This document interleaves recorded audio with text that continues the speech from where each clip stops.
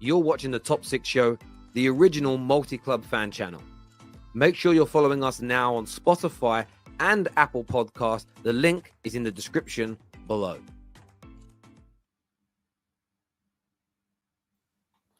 Welcome back to the Top 6 Show. Lots to talk about today. It's going to be an epic weekend of football. Man United under severe pressure go to winless Burnley. Is it written in the stars that Vincent Kompany, the ex-City captain, to break that winless run and put Man United further into the mud, into the mire, and pressure on Ten Hag's job? We're delving into that game and more leaks coming out today.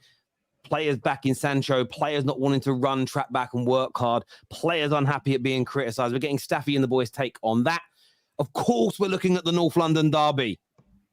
Maybe the biggest game of the season so far, no doubt. Spurs are confident. Big Ange just said we will attack and we will scare Arsenal. No, that's not even me being hyperbolic or clickbait. Man said that. He also said mate as well because he's Aussie. Do you know what I mean? We're going to attack them, mate. That's what he said. We're also going to take a look at what Liverpool have got potential banana skin this weekend with West Ham United visiting Anfield. And of course, Don's here because these Chelsea need a win. They need to get out of this relegation form that has followed them about for 37 games now. We're delving into all of that. Please hit like buttons. Please make sure you subscribe. Make sure the bell notifications are turned on as well. Jerry will be with us soon as well, repping Liverpool. Egal will be here a little later. But you know the panel here. Of course, Man Like Mo is back with us. Don is here. We've got Staffy with us. Chatty Patty is here. But I think maybe making his debut on the Terrace today. On the Top 6 Show anyway. Introduce yourself, bro. Oh yeah, now my people, it's your dark-skinned man from the motherland. If you didn't know before, now tonight you go understand. Niger Englishman here. Let's go. Do you know what's funny? If I gave you an introduction and said that, I'd be cancelled. But that's why it's really funny. Egal sent me his contacts on WhatsApp earlier. And then I sent a screenshot to KJ, said, this is the Gooner that's going to be coming on. And KJ was like, bro, what have you saved his name as? And I just saved the contact with what Egal sent to me, and it was Nigerian Englishman is what Egal had you saved as, right? And that was on my phone. And I'm like, yeah, that doesn't look great. But I had the screenshot that Egal sent it to me, so I was like, protecting myself. But yes, welcome to the show, my friend. Welcome. How do you want to be addressed? What's the best way of addressing you? Niger or Kunle, either one, man. Niger. We'll go with Niger. I like it, bro. Look, I want to start with Chelsea, though, Don. I want to start with Chelsea on the show today because this, for me, in my opinion, is beyond must win. You have to beat Villa. You have to score goals. You have to kickstart your season. Or am I being a little bit melodramatic regarding Chelsea? No, you're right. You're right, Terry. Listen, it's a must win. I've been saying this all season because we've actually had the easiest games so far. Apart from Liverpool, we've literally had the easiest running so far. So it's a must win, man. It's a must win. I'm not going to be confident about the game until I see the lineup. Until I see Poch actually put out a lineup which is going to have some level of attacking threat. I know last week, obviously, he didn't start Chilwell, started Mudryk, which, he looked really good in the first 10, 15 minutes. Kind of tailed off during the game. But attacking-wise, we looked a lot better. But I'm looking at the players. I'm looking at the players for this game. I'm looking at Poch for this game. People need to step up, take responsibility. The decision-making needs to be a lot better when we're in and around the box. Stop passing when you need to shoot. Stop shooting when you need to pass. Stop underplaying through balls. Just go back to the basics. So I'm looking at both Poch and the players. I'm hoping that he completely reverts back to basics in playing people in their natural positions. And again, I'm looking at the players to fix up now, man, because the decision-making has been terrible when it comes to the end product. So I'm looking at both right now. But I'm going to be there on Sunday with Ches. But right now, I don't even know what to think of the game until I see the lineup, to be honest with you. Panel. I mean, Don doesn't know whether to be confident based on the starting lineup. You're laughing, Mo. I've got to go. You're cracking up sitting there. What are you saying, G? Because every game, man, it's the same story with Don. Listen, I do shows with Don like probably a couple of weeks, twice a week. And I need to look at the lineup. Bro, you don't have players. Everybody's injured. We do have players. What do you mean we don't have players? We do. I told you before, 5 players on the bench didn't have a Google picture last game. Only because we've got 12 people injured, Mo. What are you talking about? Exactly. We didn't do you're that. Answering yourself. So you're answering yourself. Yeah, but we've got injuries more are players back hurting now. you. We've got So you new have players one back. one guy. Is it Caicedo only back to No, replace Leslie? Caicedo's back. Broja might be involved in the game. Well, come on, you're not who else serious is there. No, bro, you're hold on. You're moving the goalposts because a second ago we're putting all these players So that have Broja is back in the squad fully to play the game. So he's gonna start for Jackson. Poch said. No. I didn't say he's gonna start. I said he could No, but potentially. even if he's in the squad, what does that mean? It means that we're not gonna have Who's players with Broja? our pictures on the bench, bro. That's what it means. Okay, he's got a picture. Broja has a picture. Broja has a picture. Pictures But I've seen. long story short, I think Good your players. main problem starts from the defense, starts from you asking for him to go to the basics, which is dropping your experienced player Thiago Silva at the back. Is that what you want? And Yeah. I still think in this game, without Thiago Silva, if you play Colwell, who has been shaky because he played left back next to Disasi, and Chilwell as left back and Colwell as a centre back, I think you'll be exposed to the speed of Diaby. I'm talking tactical here. I'm not no banter, nothing. The speed of Diaby. Oli Watkins now in form. I think they have McGinn moving behind the lines. I think the dilemma is that he'll have to go back to the back three again to protect the defense, because you cannot go against Aston Villa even at home and play expansive football and leave Thiago Silva one-on-one with Diaby or something. This is just me being logical. Diaby plays on the right, and Thiago Silva plays right centre back. So they're not. But even that's near the each problem. If you play Chilwell as a left back, he's an offensive left back. Chilwell is suspect to defense. Is that correct? Do you agree with that Yeah, statement? but Colwell at left back, bro. Colwell playing left back up against a good winger. I saw it against Liverpool. It is not a good side. So Bro. would you rather have not a good Chilwell side. as a left back against a good winger, or Colwell defensively against? I'd rather put Chilwell there. In all honesty, Chilwell's actually played that role time and time again. He knows that role inside out. As much as I don't rate him defensively, I'm sorry, man. Levi at left back, the angles are different to when you're playing at left centre back, and defensively, it's very, very easy to get past him. And he's not as quick as Chilwell. As much as I don't rate Chilwell like that, I'd rather Maatsen. You know, Colwell's slow. He's not the quickest. He's not the quickest, to be honest. Yeah, just Chelsea at the end. Chelsea, to be honest with you, it's not looking good for Poch if he doesn't win this game. I'm starting to think, listen, yes, you have the style of play, but the players are lacking confidence. I think he's gonna lose a little bit of, like, the players are gonna lose a little bit of faith, and it's gonna be long. It's gonna be a problem from there, because he's making it difficult for himself. You know what I'm saying? Look, it's already difficult enough for Poch right now. The only big issue with Chelsea is Don is not on the coaching staff. Clearly, that's the only thing. Because sign me up, man. Other than that, these boys are a mess, and there's too many ifs and buts when it comes to this Chelsea squad. There's too many of them. There's no guarantees. Like, what's the one guarantee with Chelsea? That they're going to disappoint their fans. That's the only thing that's guaranteed with Chelsea this season. And it's not, and it's unfortunate, but that's the current situation. And they've just got to eat that. Don's hoping for a miracle right now with this Chelsea squad.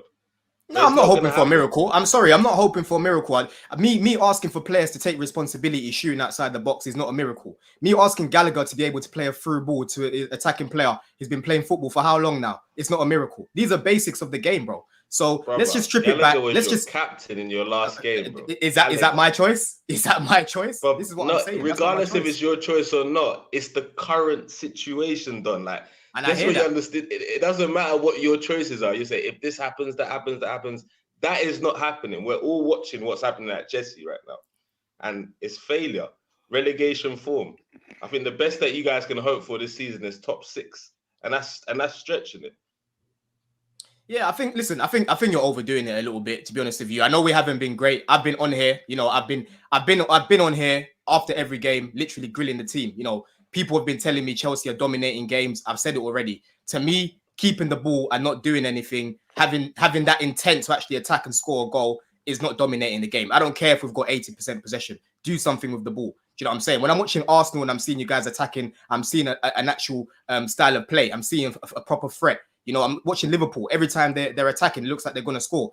I'm watching us, bro, and I'm like, bro, like, people are just improvising. What are they working on all week? Do you know what I'm trying to say? So, again, to actually increase the chances of being an attacking threat, play people in their normal position. Gallagher, it's time to get dropped. Do you know what I'm saying? People think I hate this guy or whatever.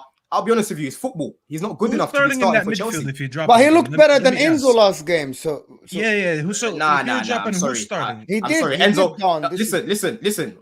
Gallagher's good is not good enough for Chelsea. Yeah, because when it comes to the final third, the guy hasn't got the quality. Apparently. He hasn't got the quality. Yeah, Poch loves him because of his intensity and he runs around and in transition he is better than Enzo. In all honesty, but we still need to see Enzo in that pivot. That's his best role, further back dictating the game.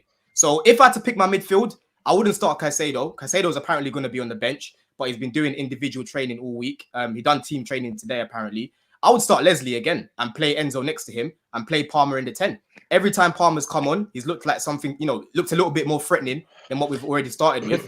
So it's time to change it up. I want to say something on Palmer. A lot of City fans who I kind of follow online are kind of miffed that Chelsea are talking about playing him in a 10 when he's not a 10 and he's a right winger. What's your response to that?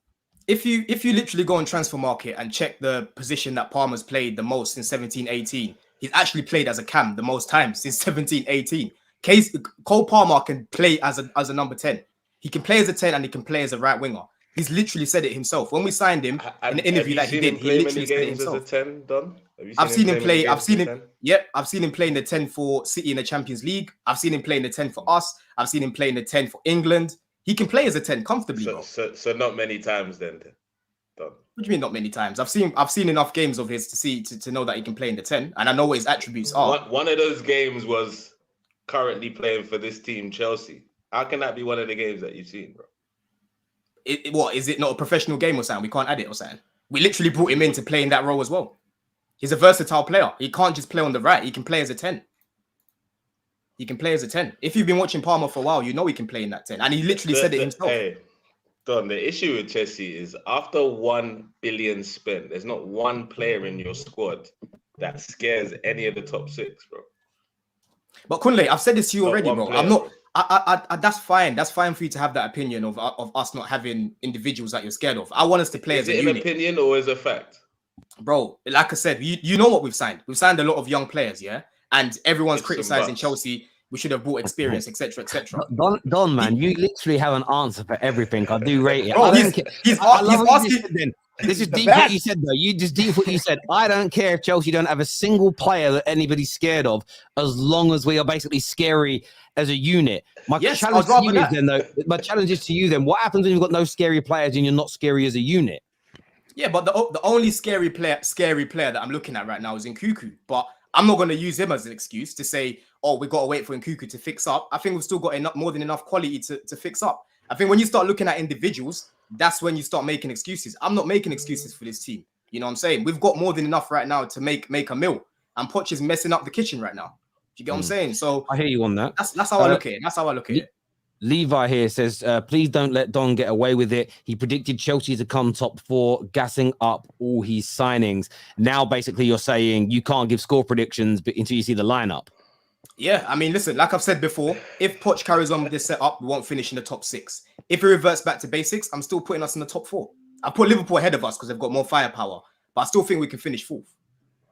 If he goes back to basics. You still think you're going to be better than Tottenham this season? Yep. Overall, we've got our squad has a lot more quality than theirs. Terry, I've heard you a few times talking about the players that are coming back for United. So why can't we look at the players that we're missing as well? Can I tell you why, Don? We're literally missing like 5 key players that could potentially start for us, bro. Can I tell you why, Don? Nkuku and who? Bro, Reece James, Nkuku, Lavia, Badia Shill. I can keep going. There's a few players right now that are missing that aren't in this 11. Let me tell you something, Don.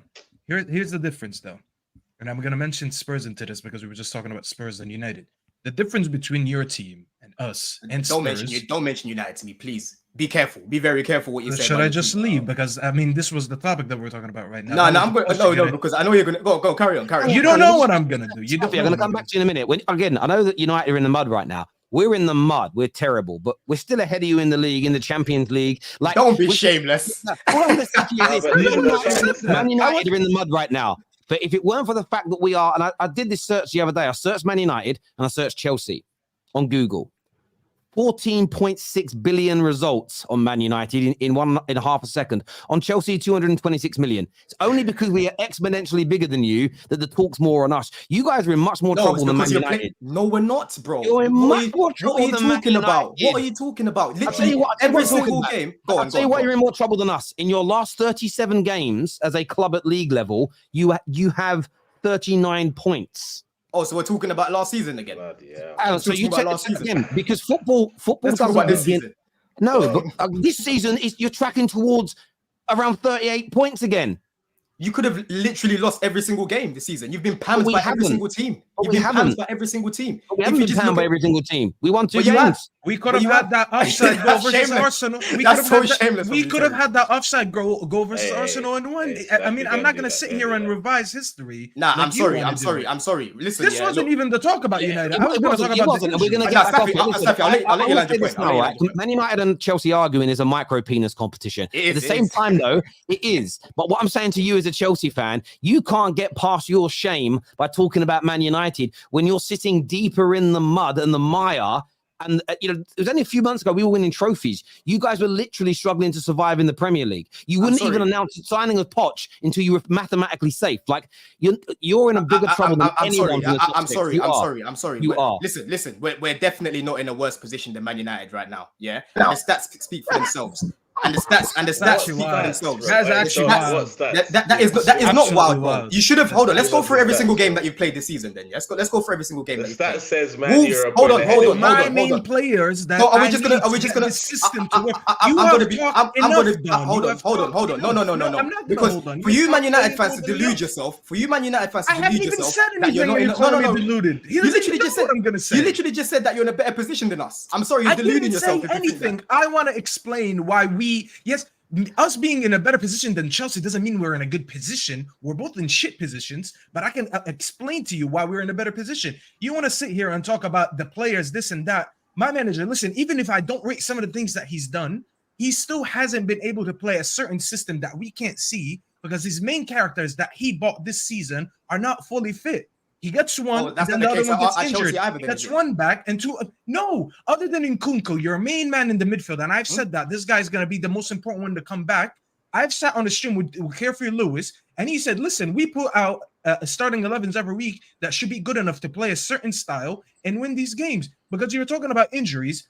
You're talking about Reece James. You still have a very good right back who's replacing him, Manu Gusto, that I actually rate as the same level as James, and I have a higher ceiling for him, and that's me personally. You're looking at your defenders. Yes, you have Badashili injured, but you still have defenders that are good enough to play that system. You look at the midfield. Clearly not, because we have to play a back three. You have Enzo and Caicedo. Hold on, man. You have Enzo and you have Caicedo available. Yes, Nkunku, when he comes back, I think he's quality and he will make a difference. But you still have now Cole Palmer who's playing there. And according to you, you rate him and you want him to start there. You have Sterling, you have your striker, and you have enough right wingers.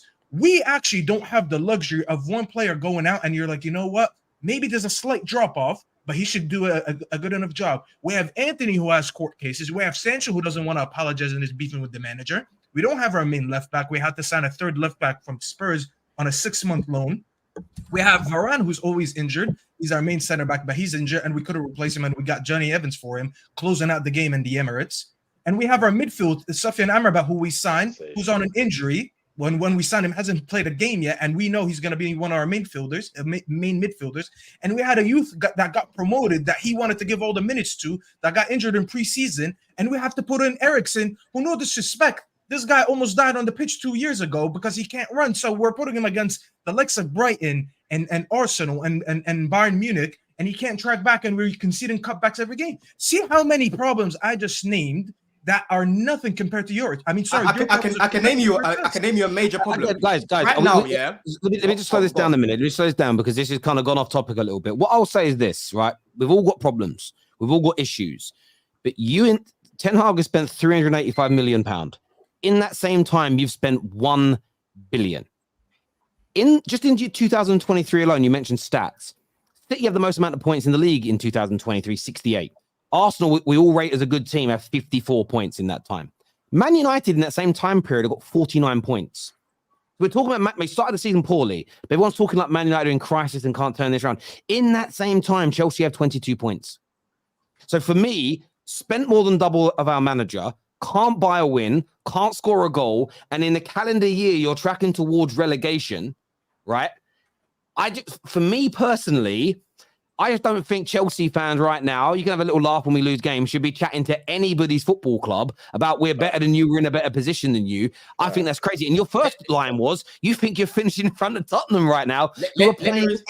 exceptionally well. Let me respond to Staffy. Yeah. So first of all, Staffy, you're right in saying that we've got more quality available right now. But I'm sorry, bro. It's football. If you're not using that quality correctly, you're not going to get anywhere. Yeah. Poch is using the tools incorrectly. So you can talk about all of these players that we have and you don't, and all these problems you've got. But I'm sorry, I'm seeing guys constantly being played out of position. So that's not going to help us build anything, bro. That's number one. And Terry, on what you're saying as well, I'm specifically talking about this season.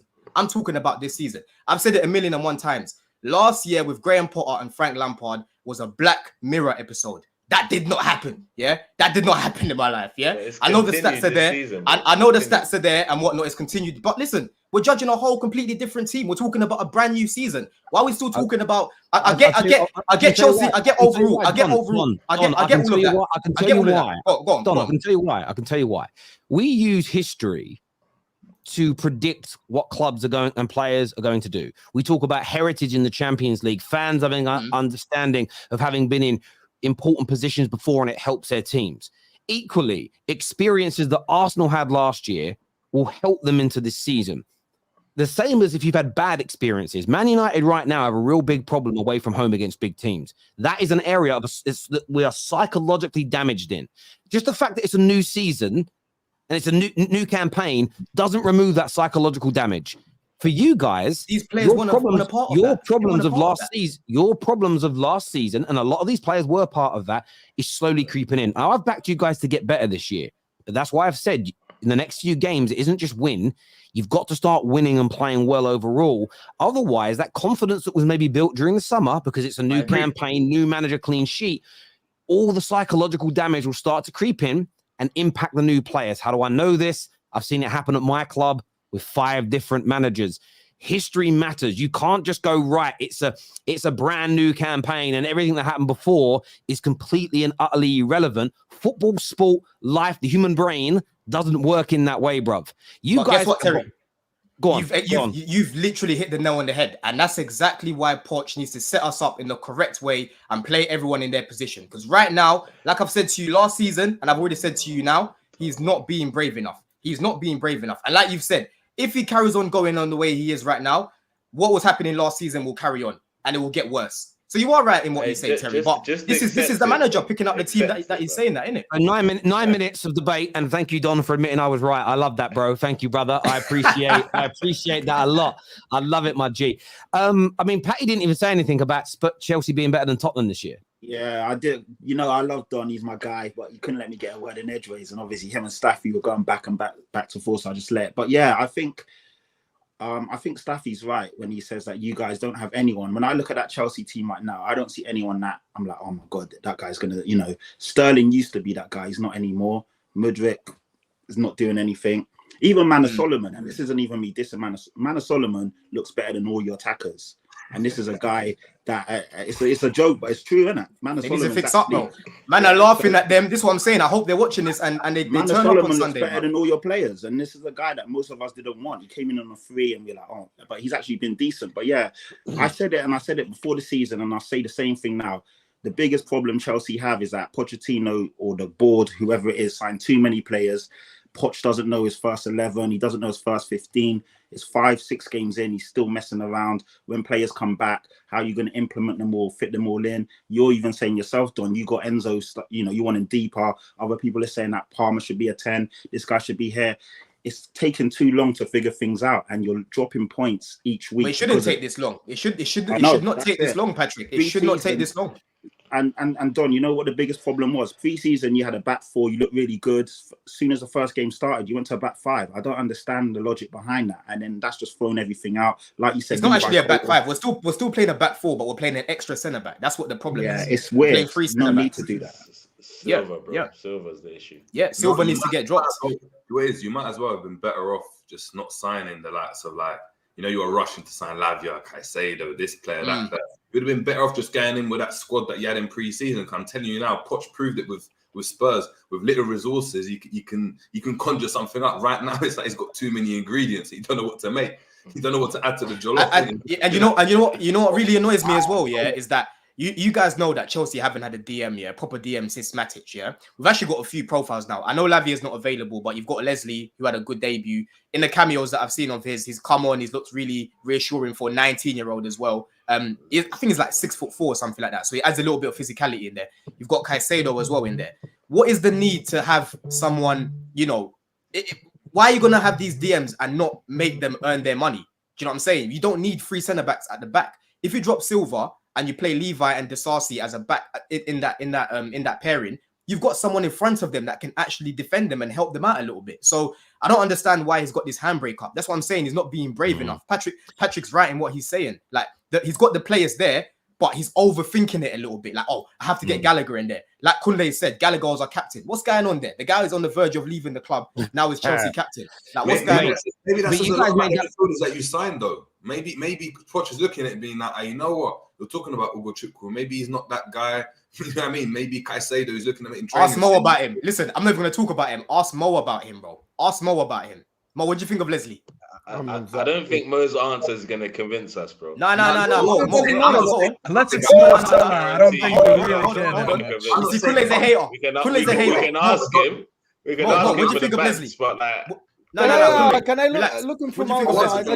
I wanted to say something to. 1 second, Mo. Just 1 second, because I'm not saying Ugo Chukwu's not that guy. I'm saying that maybe Gallagher's playing there because Poch is like, out of everything that we've signed, we haven't even signed quality like that. As Pat just said, you signed a bag of players, but none of them are really like, no one. You're not looking at anyone being like, wow, what a signing they made in the summer, what an impact he's had. Every other team, apart from obviously we're talking about United and Chelsea, every other team they've had a signing in the summer that's had a decent impact at their club. We're looking at your teams and it's like, bro, like yeah, but I'm sorry though, Jerry. What you're not gonna see the best of a Caicedo when you spend 115 million and you played him in the pivot with Gallagher. Would Gallagher ever work in Brighton's system? Would he ever work in that system? So why are you going to put him next to him? Sorry, come on, man. Sorry to interject on that though.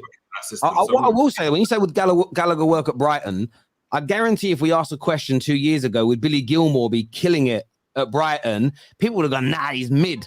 Nah, he's not, man. Gallagher's very impressive. Not Gallagher, sorry. Gilmore's very, very good on the ball. If you guys remember that game that he had against Liverpool, his debut, he bossed Fabinho, bro. Gilmore's and I understand that, but again, it's one of these things. I'm not even slagging Brighton off. The pressure of playing for Brighton is different for playing for a Chelsea, a Liverpool, and Manchester United. Teams also set up differently against you. Why? Listen, Brighton had a lot of the ball last night against Athens, but Athens just counter-attacked them to death. Teams don't sit back in the Prem against Brighton and counter-attack against them. They should, but they don't, so it allows more space. I remember watching Jesse Lingard, who I like, by the way. That guy looked like prime Zidane playing at West Ham when he suddenly had like acres of space because nobody was sitting back in a low block. You have to be very mindful of that. Like, I get what you're saying about Gallagher, but there's a reason he's being picked. And sometimes we keep doing this in football. We go on about favourites. Favourites. Do people really think that managers sabotage their own teams because somebody brings them an apple to training? They don't do this. What happens is your favorite players are clearly not doing something, whether it's an instruction, whether it's timekeeping, behavior, attitude. I don't know what it is because we're not privy to that information, but there's something they're not doing why lesser players get picked. And instead of saying, hang on a minute, we need to call out this quality player who's barely getting picked. What's he not doing? What we end up doing is attacking the manager for not picking him and attacking the player that is being picked. And all we ever talk about is favourites and bullying and, you know, it's the Gestapo running us. It's probably something a lot more simple than that. But the thing is, people don't want to admit that their favourite player or someone they like could be the problem. They always blame others. It sounds like those crap parents, no matter how naughty their kids are. Listen, there's a kid that used to live on my estate called Kingsley. Good guy. But he was always in trouble. But there was a time when the police were chasing him in the car and he was on his bike, right? With a stolen radio, like a boombox he'd nicked from one of the shops down the street. His mum was shouting, leave him alone. He hasn't done anything. The tags were still on the damn thing that he'd nicked, right? I get why she's doing it. It's his mum, but it weren't the right lesson for him. She used to go around saying, he didn't do that wrong. The police planted it on him and it made him ride off on his bike. This is how football fans are now. Things are screaming in your face that there must be a problem with the person not playing. But instead, we want to make up it's the manager. He's a bully. He must have favourites. It isn't fair. It doesn't make any sense. Just think about it logically. Think about what is it? Is it Occam's razor? The simple and most easiest explanation is often the most right one. Why is a player not being picked? He clearly isn't doing something the manager's asking of him. And if you're not following your manager's instructions, you should bear the brunt of the reaction from fans. That's not always. I get that. I do get that take. The most complicated reasons as to why a player might not being played. Occam's razor, it should be followed here. I do get that take, but I think the reason why Connor's being played, let me never call him Connor, Gallagher. Old tight Kingsley. Why Gallagher? Why Gallagher's being played a lot right now? Yeah, because you can talk about Premier League experience. I'm sorry, I don't care about Premier League experience gained at West Brom, at Palace, at Chelsea last season when you were mudded, because the quality is not there, brother. Do you get what I'm saying? So for me, you just have to go back to basics right now. The players that I've seen that have played in that role ahead of Gallagher have played well. They played well. Santos had a better preseason than him, and he went out on loan to Forest. Do you know what I'm saying? So for Gallagher, it's a quality thing right now. I know he gives all the hard work and that, but the quality is not there. And he's not a guy to be playing in the pivot. It doesn't make sense playing him there, Terry. It doesn't. So it's on Poch right now, isn't it? Poch needs to fix up. And again, the players need to take responsibility, and then we move. And then we move from there.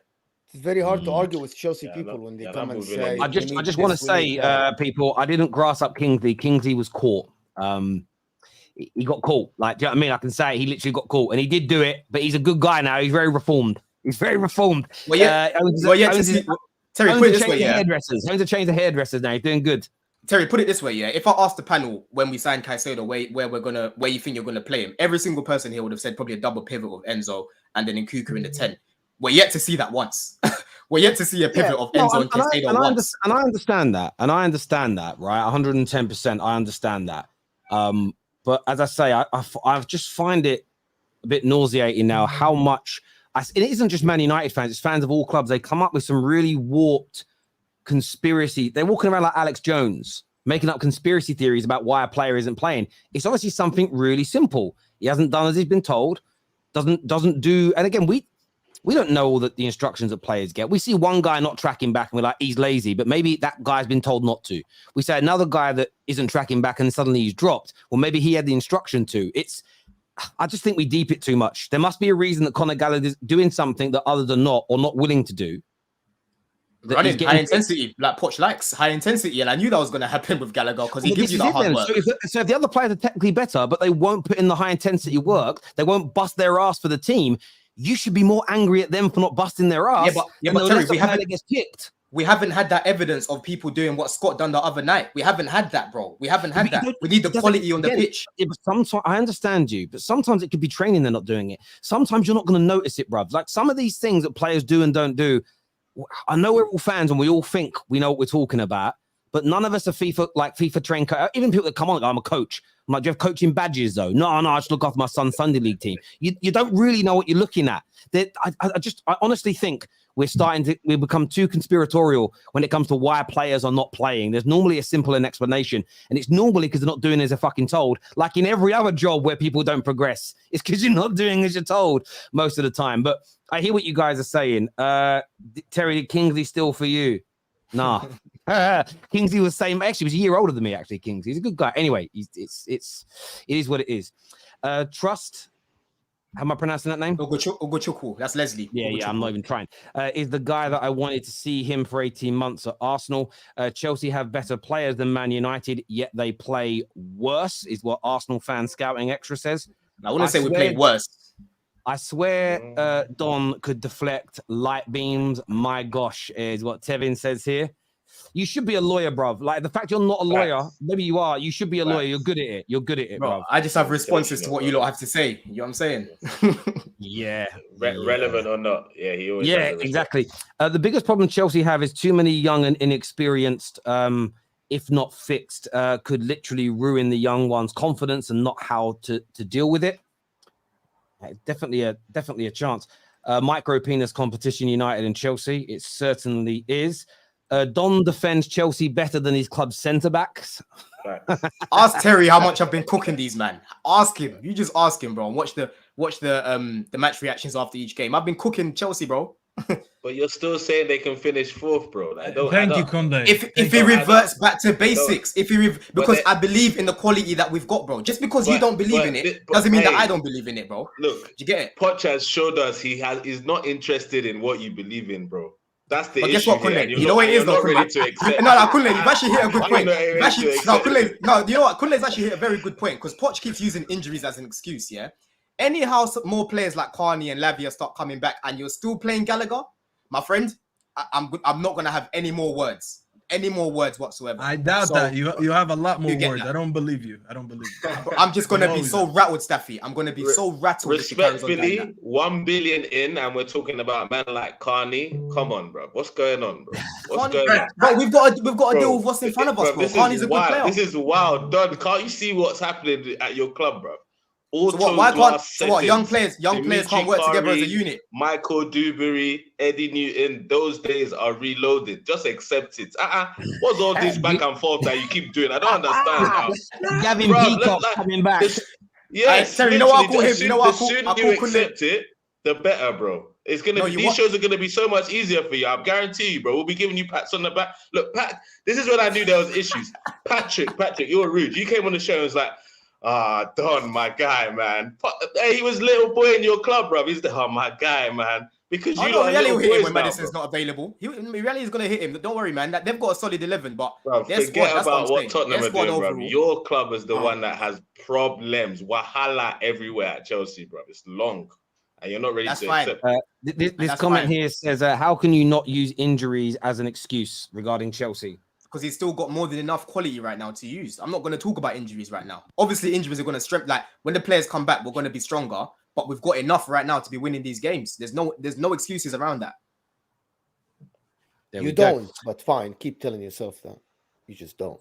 You are the Chelsea Grinch anyway, so you're gonna just always say stuff like that. So To it be doesn't honest, matter. you just Chelsea could have signed we Messi can- in his prime, okay. and Mo's No. would find a negative. Listen, Don, we can all sit here and tell you don't have experience, your players are not good enough, you spent a lot of money, but you're not having a lot of creativity, but you're still going to deflect and tell us you have enough to win these games. Which the reality, the facts are, you don't. You don't score enough goals. You're the same person that was twerking for us in pre-season, and now you're doing up Grinch again. What's I going on was here? telling you exactly that because you're having Kunku. Now you don't. He's injured. But in Cuckoo's not the Okay, in what about Cuckoo, we don't need to depend on him. Okay, so let me explain to you. In preseason, I said you have patterns of play. You still have the same way. You still hold position. You are the top team in the league, above Man City in possession stats. Okay, you create a lot of chances, but you still miss them. So I was telling you exactly the same as now, and I was telling you don't have the experience to win the games, which is what everybody on this panel is telling you after spending that money. They don't want to believe it.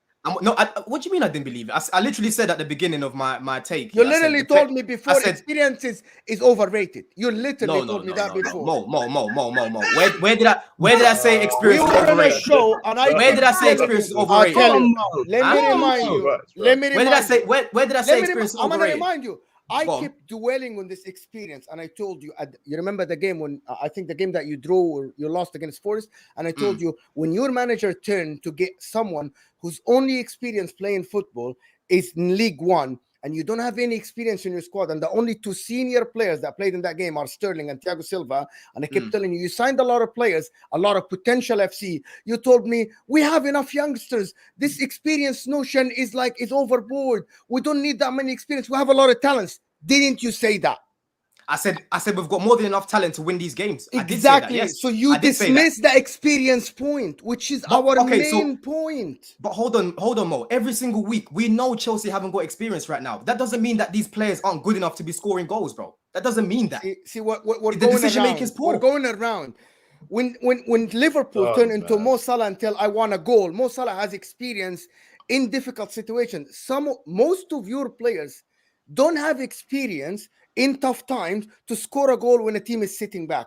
In tough times to get you out of trouble. You don't have that. You can have all the only way you're going to help them is if you set them up correctly. The only way you're going to help them improve is if you set them up correctly. Cole Palmer, all his career in the Premier League, guys, all his minutes account for about 6.5 games.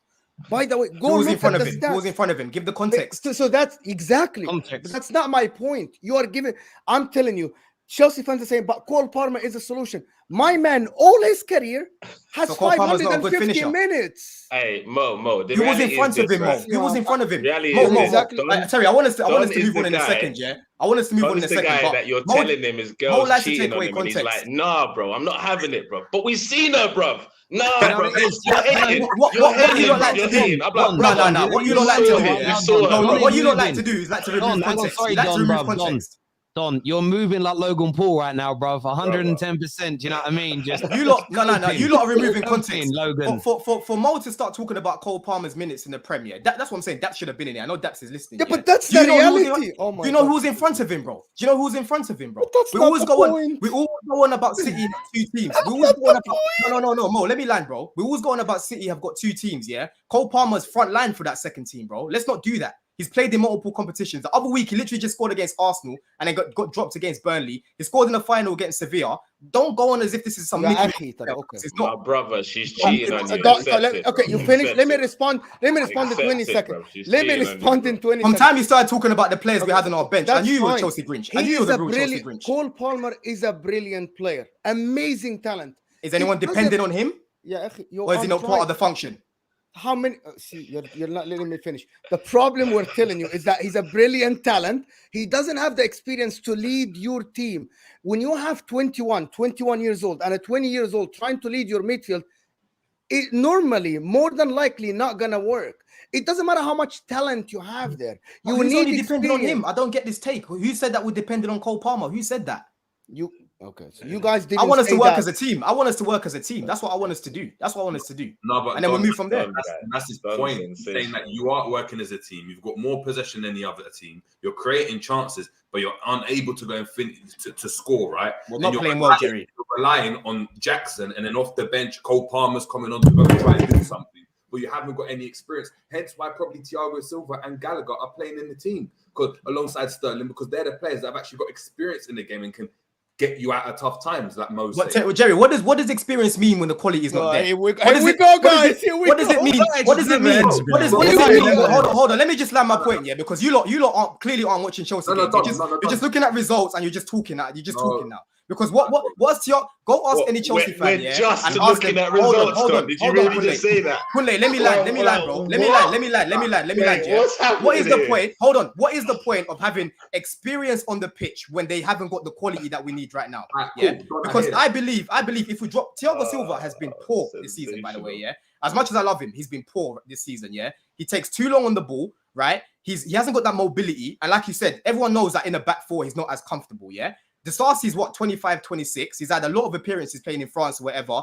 He can build that relationship with Colwell, who your club wanted, by the way, next to Ben Chua, who's still quite experienced. You can change it up a little bit, bro. Conor Gallagher, again, I don't care about the experience from West Brom, Palace, and Chelsea last season when he was one of our worst players as well. I'm not hearing that, bro. So talk to me about experience with players that are actually going to do something on the pitch. Don't tell me about players that are robbed. Don't do that. But you're telling me like Chelsea are getting playing with 20% possession, getting popped. Thiago Silva's making mistakes every single game, and he's conceding chances. And it's not that. You guys are dominating the ball. You guys are, staying patterns of play. Every game I've gone and seen you play, I'm like, wow, you guys can play football. You guys are playing good football. I'm telling you now, in parts. You score 3 or 4. You score 4 more goals this season. You're in a completely different situation. You're right. What Mo's saying, that's a lot of goals. Compared to Liverpool yesterday, yeah, we're playing the youngsters and we're playing dead. What happens? We go and bring on some experience that can get us out of situations. Yeah, it was Mo Salah, but it could have been whoever. We can go bring in Van Dijk. We've had Milner in the past that comes in and has seen that games. We've had Henderson that comes out and seen that games. Isn't the best in quality, but experience accounts for a lot. Most not saying rely on this experience for the whole thing. You've only got a couple of those players in the team. The rest of the team are. But Jerry, this is what I'm saying though, bro. I've got to talk about what we're working with, and what we're working with right now is a lot of young players. That is why we've brought Poch in. Patrick knows about Poch and him working with young players, yeah, and that's what we're working with. We can talk about experience all day. We can do that. We know Chelsea should have bought more experience, but all I'm saying is, if you want these young players to thrive and develop, set up in a way which is going to help them play well. And right now, we're not setting up correctly, bro. That's my point. That's literally it. But I understand what you lot are saying, and I agree with it. We do need more experience, yes. But this is what we're dealing with, bro. This is a situation. What do you want me to do? Those reasons we're given. Chances then. Do you think? Say that again. Do you think? I don't think we're creating enough clear-cut chances. No. No, but Don, this is the thing. Those reasons we're given that's making you call me a hater and Mo the Grinch and stuff. These are facts. We're not making up new stuff like, we're just creating things that might happen like you are. Like maybe this guy does well, maybe that guy does well. We're talking about things that are currently happening at your club. You're saying we can't focus on results, bruv. You've had 1 win in 5 and we can't focus on results. What else are we gonna focus on? You know what I'm gonna do?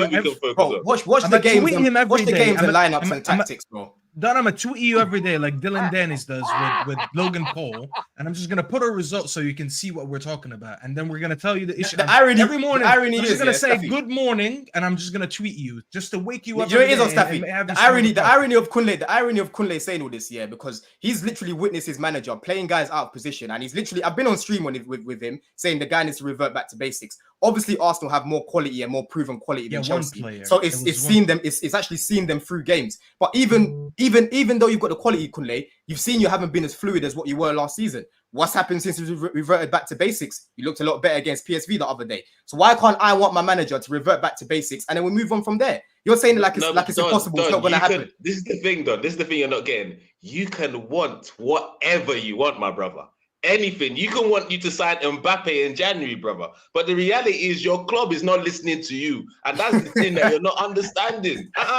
That's the problem, bro. And as soon as that kicks in, all of these top 6 shows and all these streams are going to be so much easier for you. Be relaxed and just taking it all in. But for now, putting up a good fight for no reason, bro. There we go. There's a few super chats here. This one says, Terry, if those I think it means if those players come back and Don changes, I super chat you 50 quid. Listen, I'll take that. It's money for old rope, but yeah, thank you very much. I appreciate it. Debbie here says, could we all just have a moment and give Terry a hug? He needs it more than you Blue fans.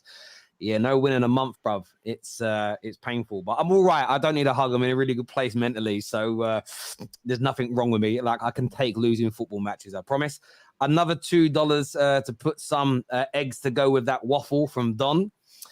Don, in your relegation battle, you're in a relegation battle. Let it sink in. No experience, no goals, is what Vindaloo says here. This is big up. Don, stand firm with your points, is what Beastbox Productions has got to say here. We are going to do the North London derby soon, so stay with us and we'll come back and get predictions for games later.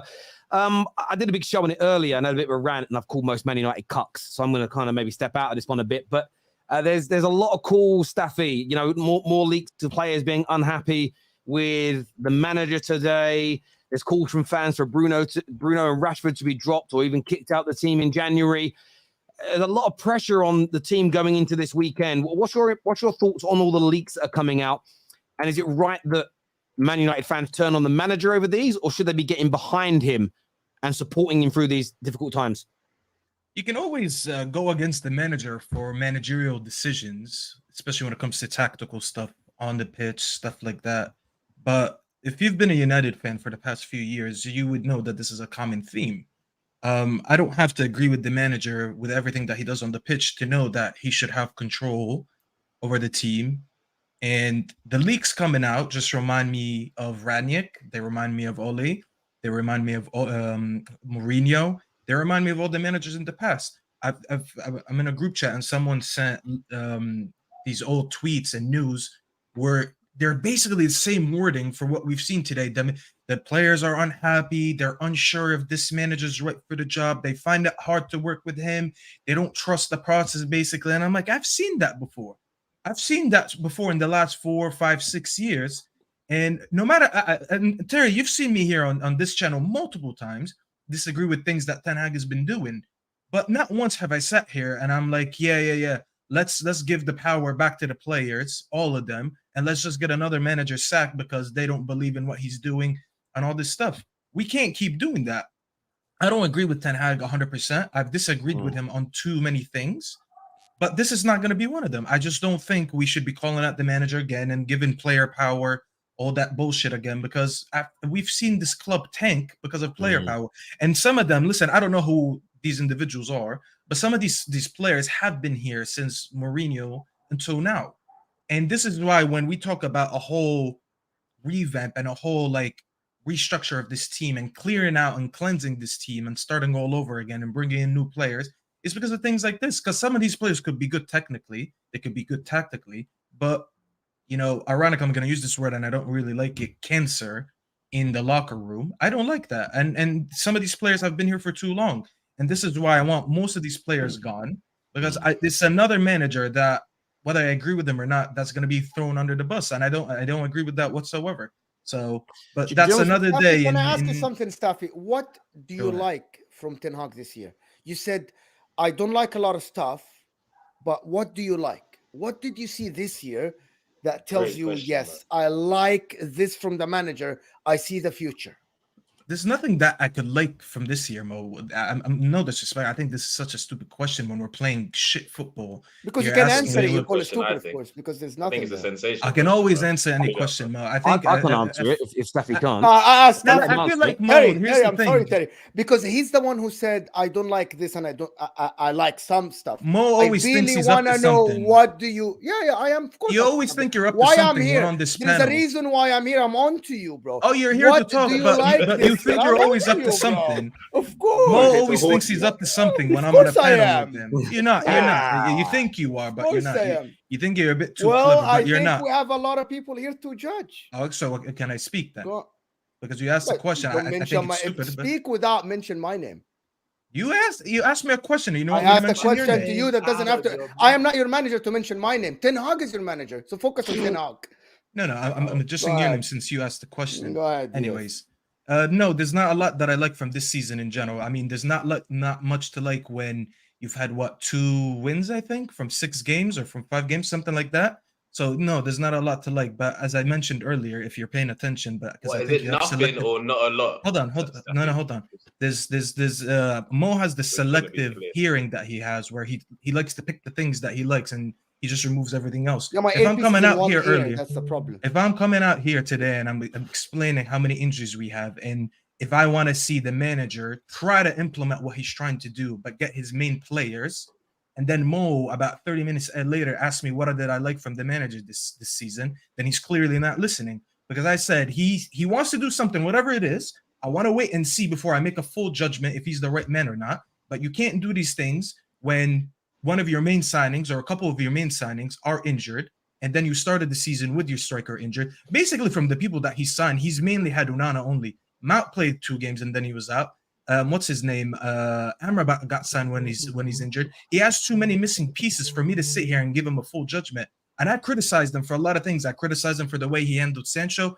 I criticized him for the way that he played in preseason compared to how he started the season. There's so many things I criticized him. But I will never go fully against the manager until I see the full image and I'm like, you know what? This is not going to work. I have my doubts, and I've said it multiple times. And me and Terry sat on this platform multiple times and we argued about it. But it's not to the point where I'm like, yeah, this manager's completely done and there's nothing that I like. I need to wait till I see some of his main signings and his main players from this team from previous get put in the team together. And then I'm like, you know what? This is something that could work, or this is something that's not going to work. So, yeah, Mo, I do have an Yasmin, answer. get the steering thing, the spatula. We need to steer more because Mustafi hasn't. You didn't answer the question, bro. What do you like? That wasn't the question. What do you like? So you don't. So the answer is you don't like nothing this year. This is the answer. What should I like from this season, Mo? Our left back is out. No. Our See, center back don't is a- out. don't ask Our me the midfield is question. injured. We have no right wingers. What do you want me to like? It's I like don't, Mo wants me I to don't sit want here you and to like anything, Mustafa. I don't want you to like anything, Habib. You said I like stuff and I don't like things. And I asked you a straight question. yeah, What you asked do for you this like season. You year? could have said the manager in general, but I know what you're trying. You said this listen, season. No, Bro, you did I say this I season. like- You said this season, to be fair. You said this season and you answered it. Mustafa, you didn't. I was with Terry last year on this show many times. I liked Ten Hag. I praised Ten Hag many times last year, bro. You were for me. You were great last year at home. If you could have translated this half of it into the away form, you would have been great. But I'm not here to talk. I can talk about your manager. I just asked you a question. Do you like anything this year that makes you hopeful for the rest of the season? This is it. Like Don sat here and told us, I like that we changed our style of play. I'm just giving you an examples. Patrick will tell you, Ange changed the culture. We play progressive football. A lot of people can say stuff. Tell me what you like that makes you hopeful for the rest of the season. I never said I am hopeful for the rest of the season. You asked me, is there anything that I liked about the manager's season? And I said, there's nothing to like so far. But yet again, you were talking about a sample size of a month. So if for a whole month, I don't like anything, I think that's very okay to talk about. But if you said his general time in United, is there anything that you like? Yes, there's much more to talk about. But if you want me to just answer for this month, there's nothing that I like. Why would I like 5 bad performances with about 4 or 5 defeats, including one in Europe? and like 3 of them in the league. There's nothing that I like, Mo. If you really want to be that specific about this month, there's nothing that I like. And why would I like anything? Yeah. Don can sit here and deflect about his team back and forth and flip-flopping back and forth because he's fighting for his life. I could sit here and straight up and tell you there's nothing that I like. I don't know. Here's the thing. What are you talking about me for? What are you talking about me for? I'll tell you why, bro. I'll tell you why. Don sat here for about 45 minutes. And this guy kept flip-flopping and going back and forth on everything. And I think Mo got so used to it. He was like, let me try to say no.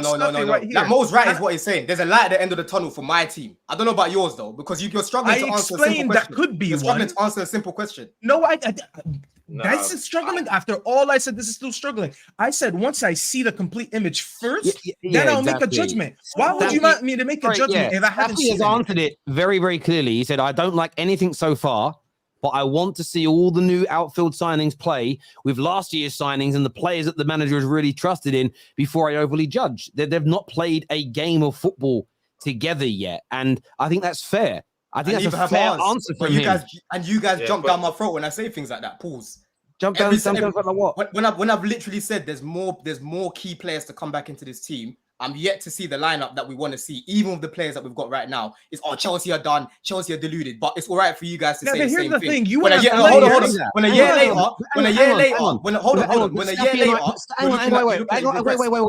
wait. But Staffy and I didn't say that. You can't throw a challenge at me and Staffy for something other people have said. That makes no sense. That's not a counter to my point or Staffy's point, because we didn't say what you just said.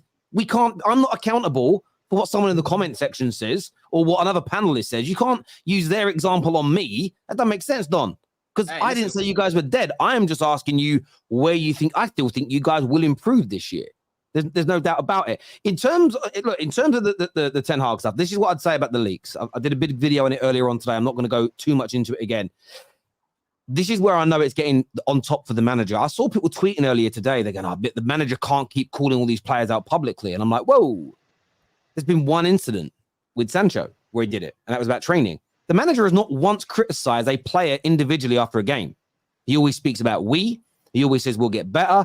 He often deflects by going at referees and things like that, which is what all managers do. He's not alone in that as an example. But now suddenly there's this weird kind of myth that's being created that he's constantly outing players. And when I saw two of the leaks today, which made me laugh, one said the players don't like criticism. Or we've seen no criticism publicly, which means you're crying about criticism behind closed doors when we've been poor, which is a weakness. And it was the word that was used, and I'm going to pronounce it wrong now. I think it was players feel. Anyway, I can't remember what the word was now. Invidicious or something like this. I've never heard of the word. I looked it up, and it meant the players basically feel uncomfortable and angry that they're being asked to cover the defensive work that Anthony does. And I'm like, just let that sink in. He's going up to a player, we don't know who he is, and saying, right, I need you to replace Anthony. And they go, I don't want to, because part of our system is Anthony has to run back a lot and track and help defensively. We've got players saying they don't want to work for the team.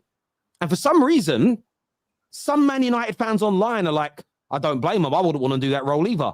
And you expect the club to move forward when you've got players that don't want to pick up certain roles. As far as I'm concerned, when a manager asks you to do something, unless it's something outside your job description, if he went up to, I don't know, a player, I won't name him because somebody will get triggered and says, I need you to clean my car today and then clean the go and clean the toilets. I could understand them saying, no, they're not there to do that. But if a manager says you're playing right back today, you go and play fucking right back.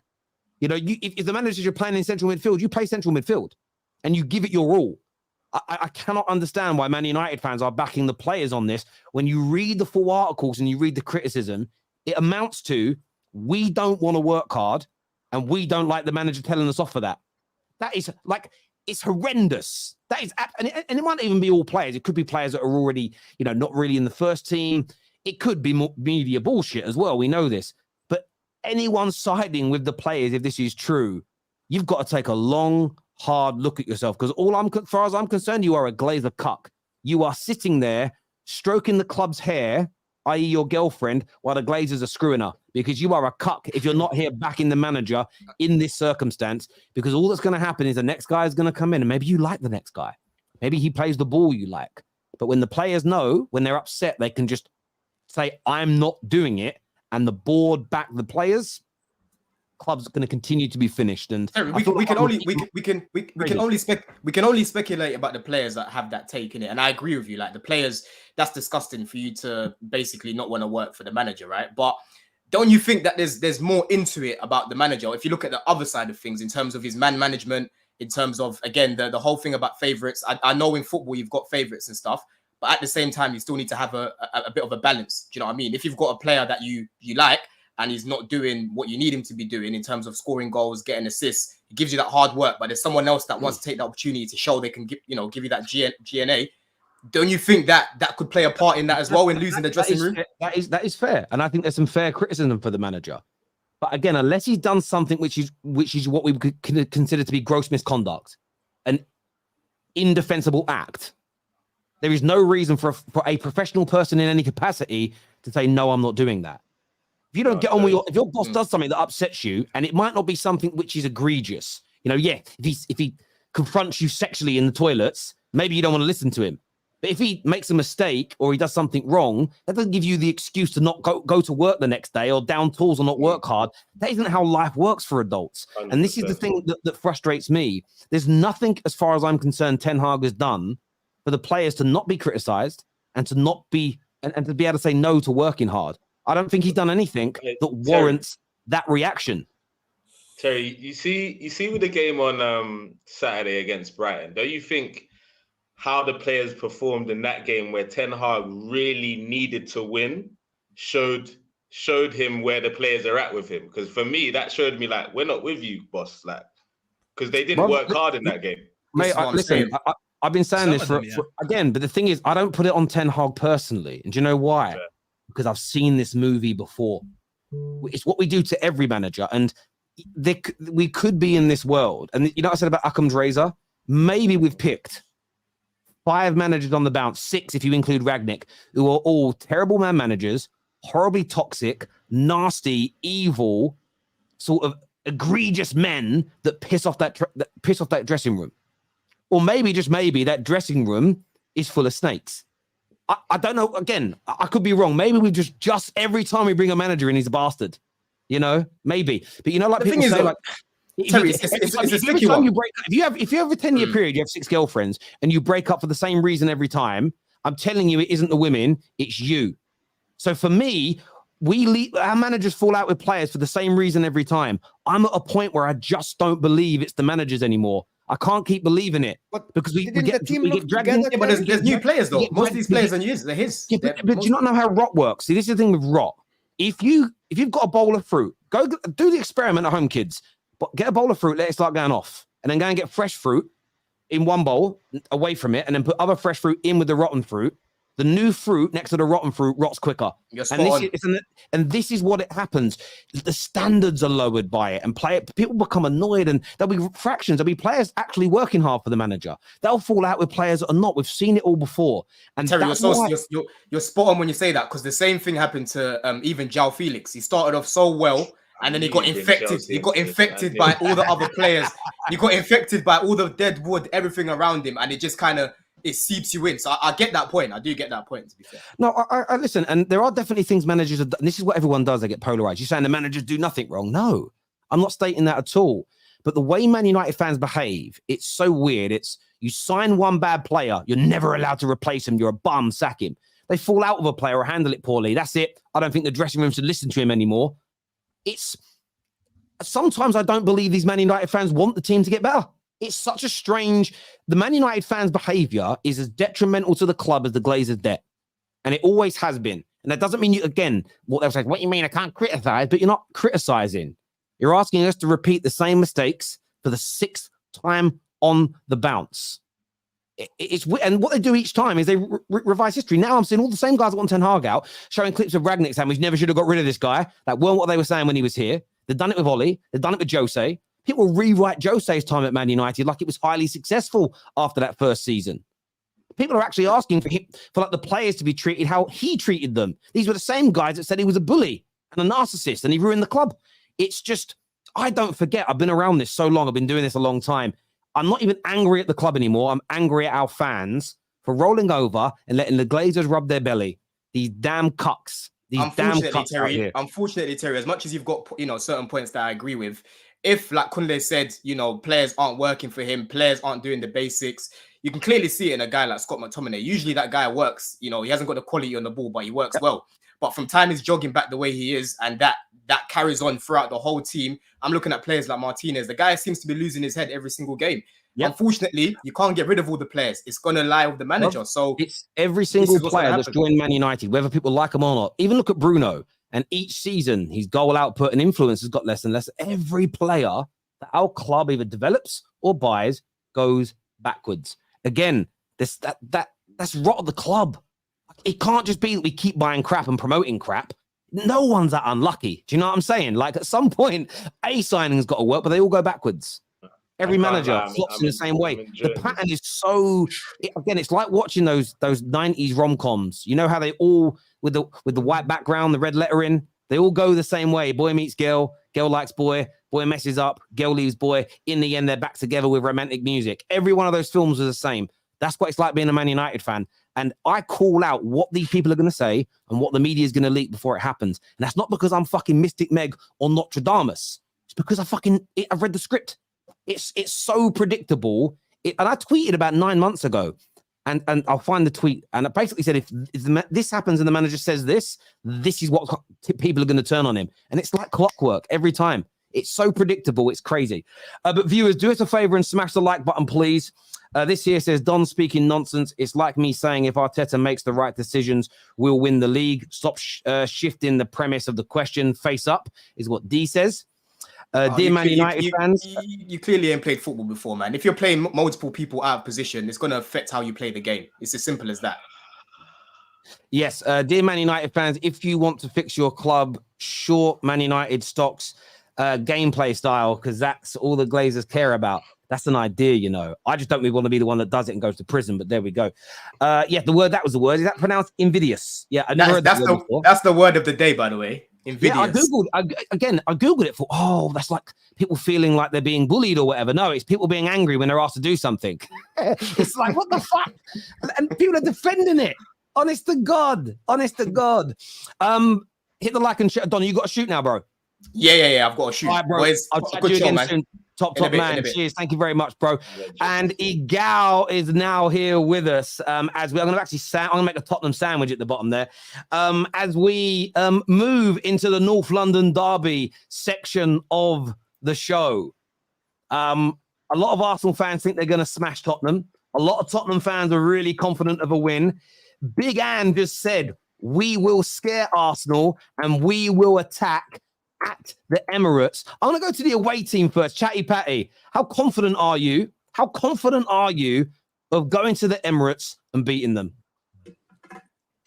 If I'm being real, I'm not confident. I'm confident that we'll play a better brand of football and that we'll look better. But to say we're going to go and beat them, that's a tall ask. We've seen teams that are more set, been together a lot longer. We're only 5 games in. So it's annoying in the sense that this game has come so early in our new season. We're only 5 games in. Arsenal away is a tough game, man, regardless of who you are in the league. For us, it's a horrible fixture. We haven't won there since 2010. And we were 2-0 down in that game. We came back and won 3-2. I think Kabul scored a winner, a header. We've not won there in like forever. The last 12 games, we've lost 8 times. So if you put it into context, it's a tough ask to, and that's when we finished 2nd in the league, 3rd in the league, 3rd in the league, 4th, whatever. We've always gone there and struggled. Arsenal are a good team. They're probably the best they've been since we've been playing that fixture, since 2010, finishing 2nd in the league. This is the best Arsenal version we've seen in a long time. So to say I'm confident going there, that would be I know some Spurs fans are doing that, but I think that they're lying to themselves if they're saying that. I think I'm confident I'm going to see a better version of Tottenham. We're going to actually try and take the game to them. If we do that for the whole 90 minutes, rock and roll style, almost like a Leeds United under Bielsa on steroids, it would be crazy. You have to respect Arsenal. They're a good team. We've got to also suck up some pressure and hit them. We're good enough. We score a lot of goals. We're a good team now, as everyone's saying. But we've also got to respect who they are, what they're doing. We're away from home. It's going to be a tough game, man. So I can't sit here and say, oh yeah, I'm confident we're going to go there and beat them. That would be mad. But football is football. At the end of the day, if Arsenal and all the Arsenal fans are so overconfident, think they're going to smash us. I've seen all the comments, yeah, you're going to get smashed, you're going to get this, and they disrespect us. We can beat them. You know, Arsenal have lost to lesser teams than us. So yeah, like I'm hearing hums. I don't know why am I hearing hums in the background? My Nigerian brother, Patrick. We can beat this Arsenal team. Of course we can, but will we? That's a different question. So you know, anything can happen in football, man. We've got the quality to do it. We've been playing well so far. Big Ange has definitely changed the mentality in this team. You're seeing guys starting to come to life. So we'll see, man. But yeah, it's a tough ask, man. It's a tough game. Probably the toughest game we played. Before I go to the Arsenal boys, there's a quote here from James Madison today. And I'm asking this question. I'm going to go to, I don't know who first. Egal first on this one. If you ask the Arsenal camp, I don't think it's a brilliant time that they'd want to play us, i.e. Spurs, because we've started the season so well. This is the exact time we want to play them. We want to crush their confidence. You're going to come here, you're going to get the first biggest L of your season. And the reason this happens every year, guys, this genuinely happens every year. It's deja vu. It's like they write the script and it's the same script every year. It's Arsenal v Tottenham. When two teams are early in the season, Tottenham are always looking like the better team. Tottenham are always looking like the team that's on the up. Tottenham always looks like they're doing something. They have a new manager almost every other year also. So it's fitting to the same Ange story. New manager, new style of play, new everything. And guess what happens? The same old story. You come to the Emirates, you're all confident, all cocky, all everything. And by halftime, half your fan base has left the stadium. That's what happens every year. So stop lying, Egal. What are you talking about? Genuinely, genuinely. No, I could tell you, I went to the game when Aubameyang and them scored 3 goals at half. Last year, we had you guys buried early in the game. The year before that, it ended 2-1. You want me to keep going? You guys have only beaten us twice in the Emirates era. I don't know where the confidence comes from. I get why Patrick is being reserved. This is not at you, Patrick. This is more at your fans. I'm seeing some of your fans talking about how this Ange Postecoglou is going to come to us and he's going to play us off the park. What? We're going to control the game meticulously, and you guys won't even have many chances. The way you guys play, you create a lot of chances, but you also give up a lot of chances. The way we play, we might not be creating as many chances as you guys, but we don't give up as many chances. And the way we control games, you're going to be suffocated. Nobody wants to play us, besides maybe the teams that think they're on our level. And I don't think you guys are even close to our level. I think I seen Mark Goldbridge say it. It's like, so you guys are like an excited animal that's being let out of a cage for the first time because you haven't played attacking football in a while. But now that you're playing attacking football, guess what? You guys think you guys can compete with everybody else. You're gonna really be humbled on the weekend, and just be prepared for it. Egal, you talk a lot of shit, you know. You really do. Bro, what did I say? What did I say? Shit. Everything I said is essentially what you said. I don't know. No, I wasn't aiming it at you. Understand? This is not at you. I'm actually disappointed that you're here and not George, because George literally said the exact same script from last year. Hey, before every Egal, let's be honest. Forget all that. What we just saw a few minutes ago, my people. Patrick has learnt from his crimes of last season.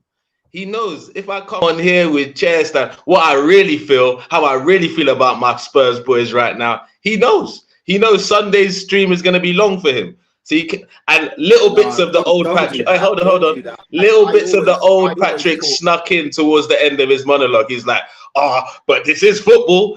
Then like little anecdotes he threw it in there just to show the old Patrick's in there. But Patrick, we know you're confident about this game, but it's for no reason. Just like Egal said, we've seen this script. We've seen this script many times, bro. And you can't tell me. I'm just analyzing what I see, my brother. No. I know how our results are, and like I said, and I'm just talking the truth. I've seen much better teams. Pochettino, when we were like the best team in the country over the calendar year, when we finished second, all of that stuff, and we've come to the Emirates and got beat. So for me to come here and say we're gonna, come on, you got to be real. But the gals talking like Arsenal have been scintillating this season. They haven't. You drew 2-2 with Fulham. You just about beat Everton. Like you obviously, you beat PSV, but they're not a great team. Let's be real. Are we not on the same point? So. Yeah, but what I'm trying to say is that the way you're talking, you're going to get this, you're going to get suffocated. How do you know? Every game is different. Because we're playing the long game. We're playing What the long long game. game? You guys What are you are talking about? you guys are like a kid in a candy store. You've never been here before. You're just trying to do everything. You're trying to enjoy all of it. But the reality is, if you actually analyze the way we're playing, we concede less chances than you. We have more control over the game than you. We honestly, we might not be playing scoring as many goals as you, but the way that we play is more sustainable throughout the year. What you guys are doing, what you guys have been doing for the first 5 games. What you guys have been doing for the first 5 games, as I said, it's refreshing for your fan base. But the reality is, we have yet to see what is going to happen when you face a real test. When you face a real test, who have you faced? But that's the same question to you. Who have you faced? We faced big teams. Unlike you. We played Manchester United. We played them. We beat them. They played Man U as well. Bro. They played Man That's U. the only team we've played. But outside of that, guess what? We played in the Champions League. You played in the League Cup and lost. You haven't been playing real. We made 9 changes, Egal. What are you talking about? You said who have we played? We both essentially played the same level of teams. No, but you made a comment. I don't really understand. But my comment is, you've not been. You're telling me we're going to get played off the park and this and that. You don't know. Like, you're overdoing it. Like, we just got to go into the game and see what's what. Egal,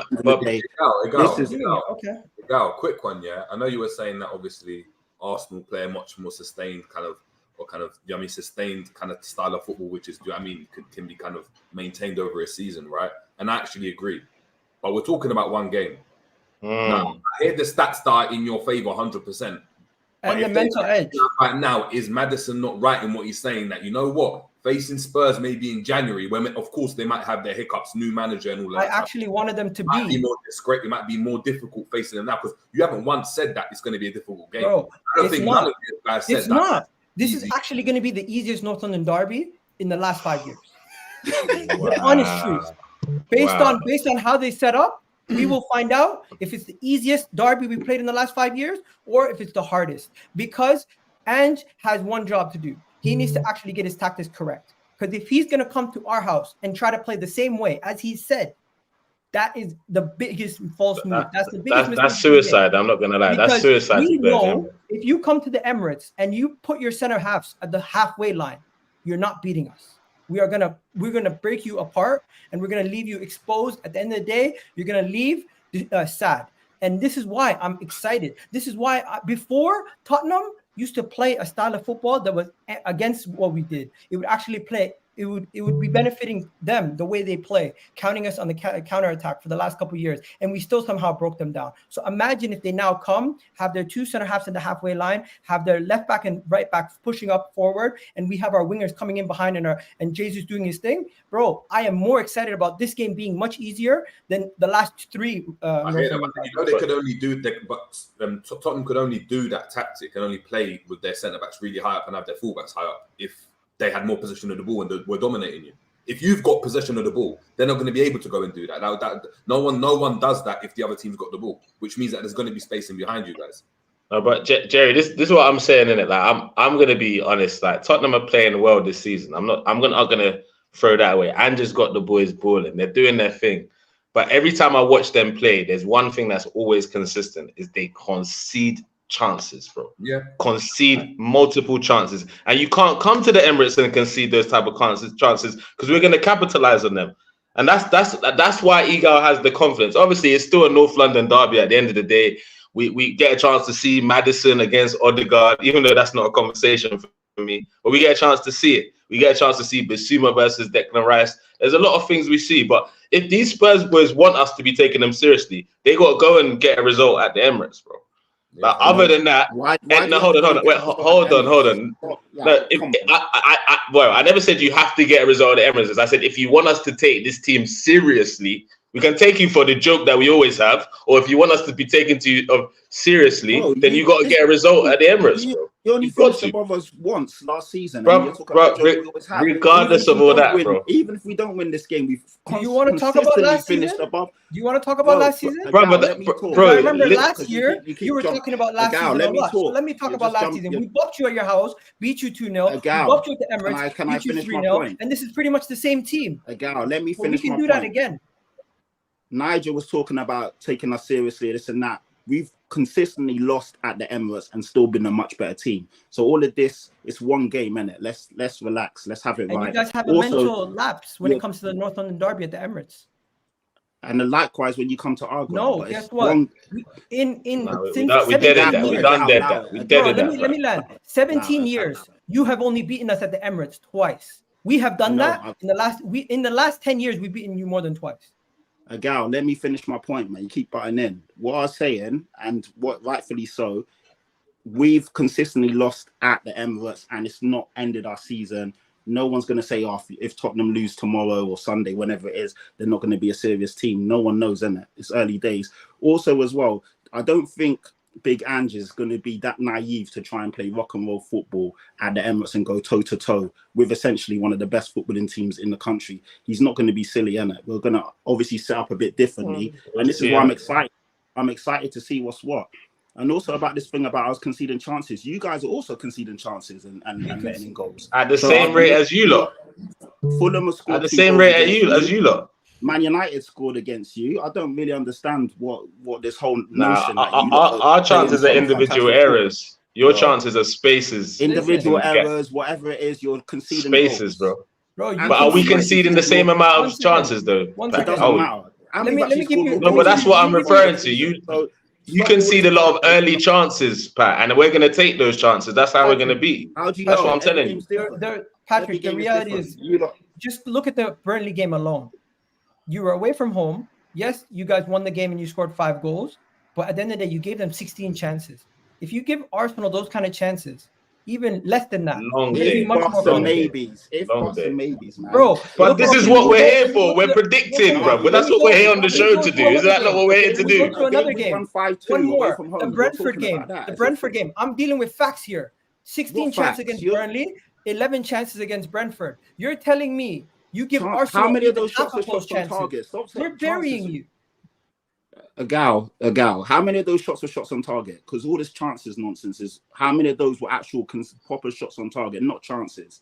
A chance could be a guy moons it to the rosette or kicks out of back. I'm going to do with facts. 11 shots against for Brentford, 16 shots for what do you call it? On target. For Burnley. Hey Pat, my brother, the fact that you can't come on this stream and say Spurs are gonna win this game. So what are we doing here? Why are we debating, bro? You can't even say Spurs are gonna win this game. So what's the debate here? They're gonna win the game, but also all the stuff. So that's why we can't take you seriously, bro. That's why. That's exactly why. We can't take you seriously if you can't pump your chest to say you're gonna come and get a result. That's what I'm saying. We'll take you for what you are until you come to the Emirates and get a result. If you do, then we take you seriously. That's what we're trying to say, and you're not accepting that, bro. Whereas you're already in the mindset of it. I'm gonna cut guys, the bench. I'm gonna come back to you guys in a minute. I want to go to some rivals here. Staffy, make an argument for us as to why Tottenham can go and get a what would be a shock result at the Emirates and maybe even win. That's an hard argument to make because if you think they can, like if you don't think they can, say that as well. But can Spurs go there and do it? And if so, how? As much as Egal is being unbearable, he is right with a lot of the things that he said. I mean, Patrick, no disrespect. You just sat there and said United scored against them. I mean, let's be fair. We could have scored a lot more against you. We just didn't take our chances. There was a better chance for us to have. Coulda, shoulda, woulda. Here's the thing, Patrick. Here's the thing. You want to sit here and talk about clear-cut chances and how many shots were on target. We actually had much better chances against you than we did against Arsenal, but we scored against them, not against you. I could sit here and be like, we should have had more goals against this game in this game compared to the other one. So yes, you could sit here and say could have, would have, should have, but we're just being honest about the clear-cut chances. We didn't have clear-cut chances against them as many as we had against you. It's not my fault Bruno missed a sitter in the 6-yard box or whatever it was. But just back to the game, I think Spurs have done a great job. I think they're a very good team this season. They've really impressed me. They're very enjoyable to watch as well. If you're not a rival, but I don't see how they can go to the Emirates, approach the game the same way, and come out with a result. Because there's one thing that I've learned about Arsenal this year compared to last year. A lot of people were complaining, Arsenal are not as entertaining as they were last year. They were much more exciting. They were scoring 3-4 goals a game. Listen, that's all good. But Arsenal had more of like one approach, in my opinion, last season to a lot of games. Whereas this year, I've seen them in much more situations that they could either grind out a win, blow out teams, or control the game, or not even control the game and still get a win. I've seen them win games in different scenarios than they did last year, which shows me this is a team that matured more than they did last season.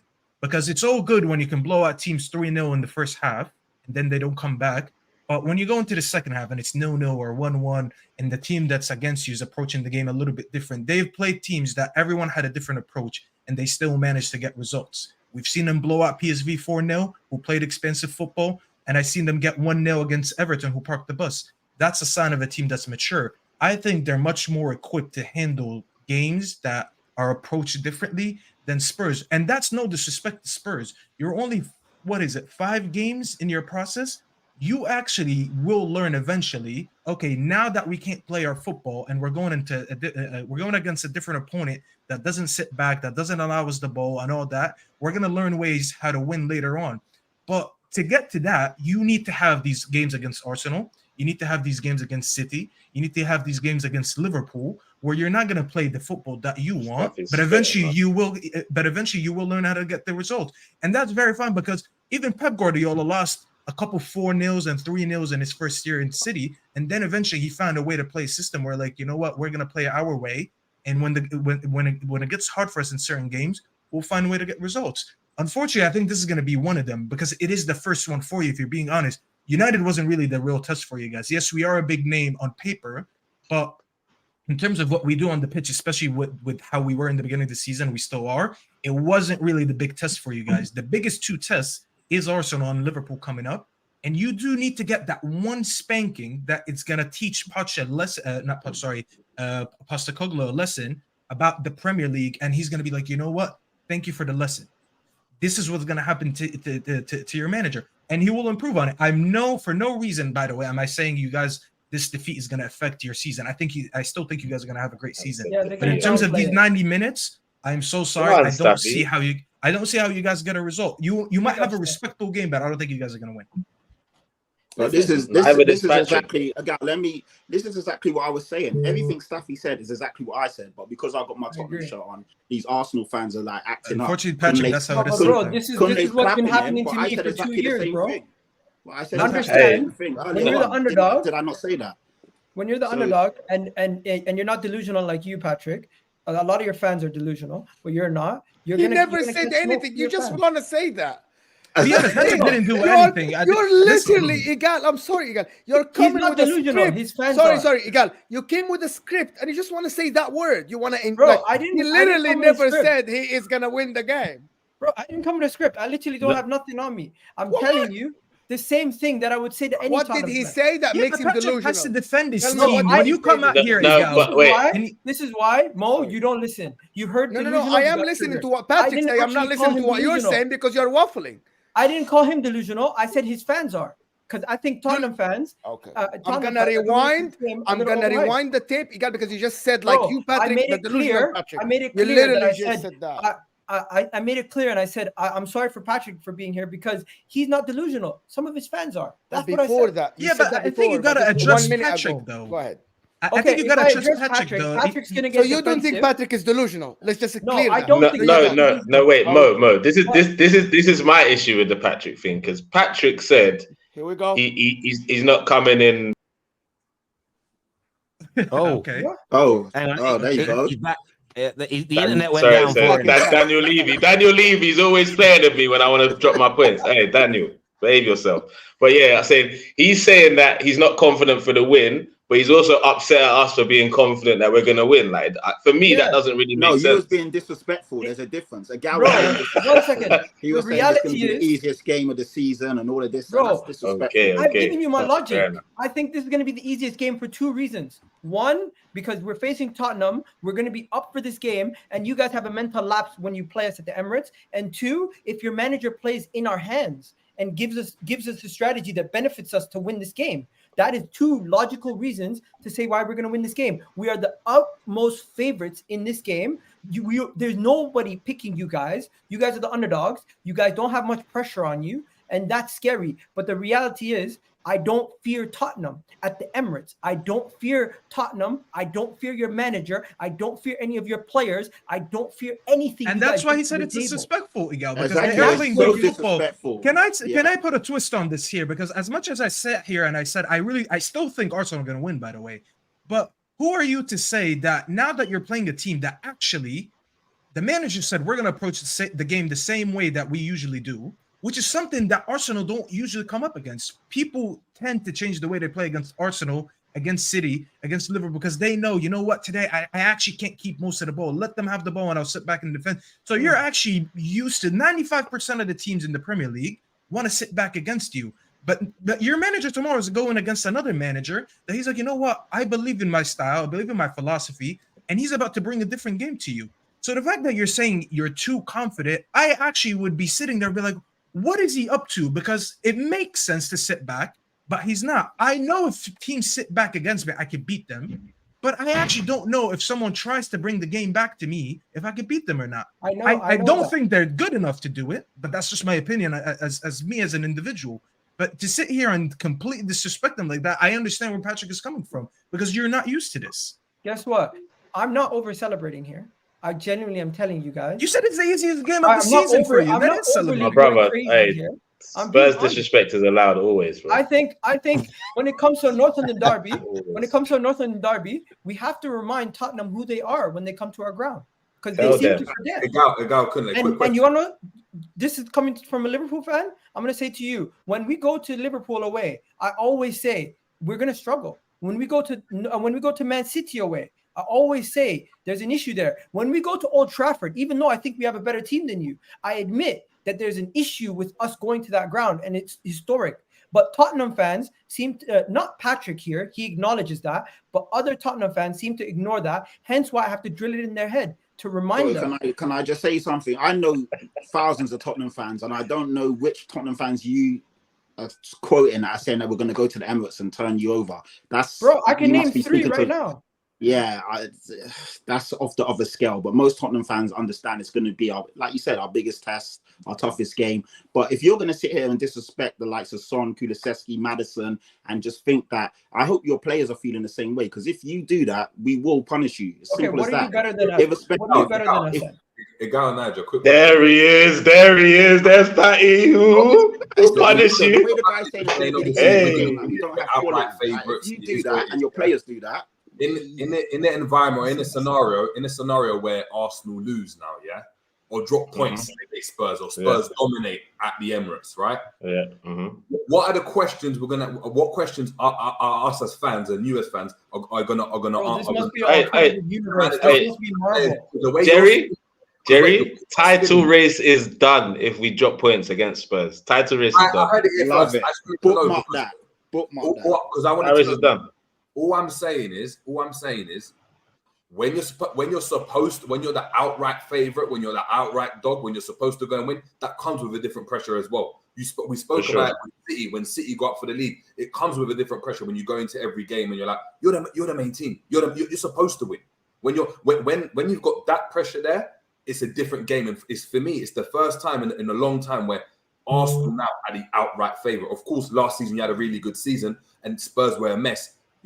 This season's like, oh look, Arsenal are Champions League, they're top 5 favorites. No, but are people talking about us like the outright favorites though, Jerry? Are we being talked about like that? I don't know who we are, bro. I don't know if we are. Of course it is. I don't know if we are, bro. But everyone on that panel, including Patrick, including Patrick, legit, Egal actually just said that. He said we are the outright favorite. Arsenal is going to be tough, and Arsenal are most likely going to win. I just wanted to hear everyone say it. If you guys lose, what are the questions? Bro, I'll tell you this straight up. We're not going to lose. At best, they're going to probably, if they get anything, a loss will never happen. In an alternative universe, you're talking about Marvel, bro. This doesn't exist. You know football gods are real. You know now, that, you know. Bro, the only God I believe in is Allah. Anyways, I don't care about what you guys are saying about football. Football gods are real, guy. When you keep tempting fate like this, I do this every year. Can I ask you a question? In Islam, and it's a genuine question, is there talk of fate and like tempting fate, karma? Is that something that exists within the religion or not? No. I'll need to look into No. that because I don't Okay. think so. I don't think so. I'm not I don't think asking there's to anything be. related to that. I'm not asking to be salty. I'm genuinely asking because I wondered. Because when I say Yeah, football gods, I just mean tempting fate. But Mo, anyway, yeah, yeah, carry on. Can you Sorry. help me on this? I don't think doesn't. so. Anyways, when Look, it comes it's to enough. when it comes to what my boy said, bro. All right, Jesse, I'm not gonna tell you and sit here and say, oh, I haven't thought about them beating us at the Emirates, but that was years ago. This right here, I don't see a way where they come out of this game with a win. Impossible. Brilliant. Love it. Hey, Jerry, I'll be honest. Can happen. Look, I know it's football and anything can happen. But when you guys say tempt fate, Terry, I've been on this channel for at least 3 years now, minimum, for every single Tottenham preview. You tell me, into a game at the Emirates, have I ever sat here and just said, you know what? I think we're gonna get a draw. Terry. No, you haven't. Sorry, no, you haven't there, my friend. You haven't. I want to go to some of these super chats here. First one comes from Tevin. Tevin says, I believe we can win, but the arrogance from us Arsenal needs to take a notch down. I'm confident, but I know football's football, but Spurs are set up a bit more pragmatic. If not, it could be long. Tevin, there's a fine line between arrogance and confidence. I'm just that confident. Egal, you do have a habit of it kind of spilling over into arrogance. That was pretty arrogant, Egal, man. Mate, brother, I love you, but the way you present it, it's like it actually died, bro. It's so funny.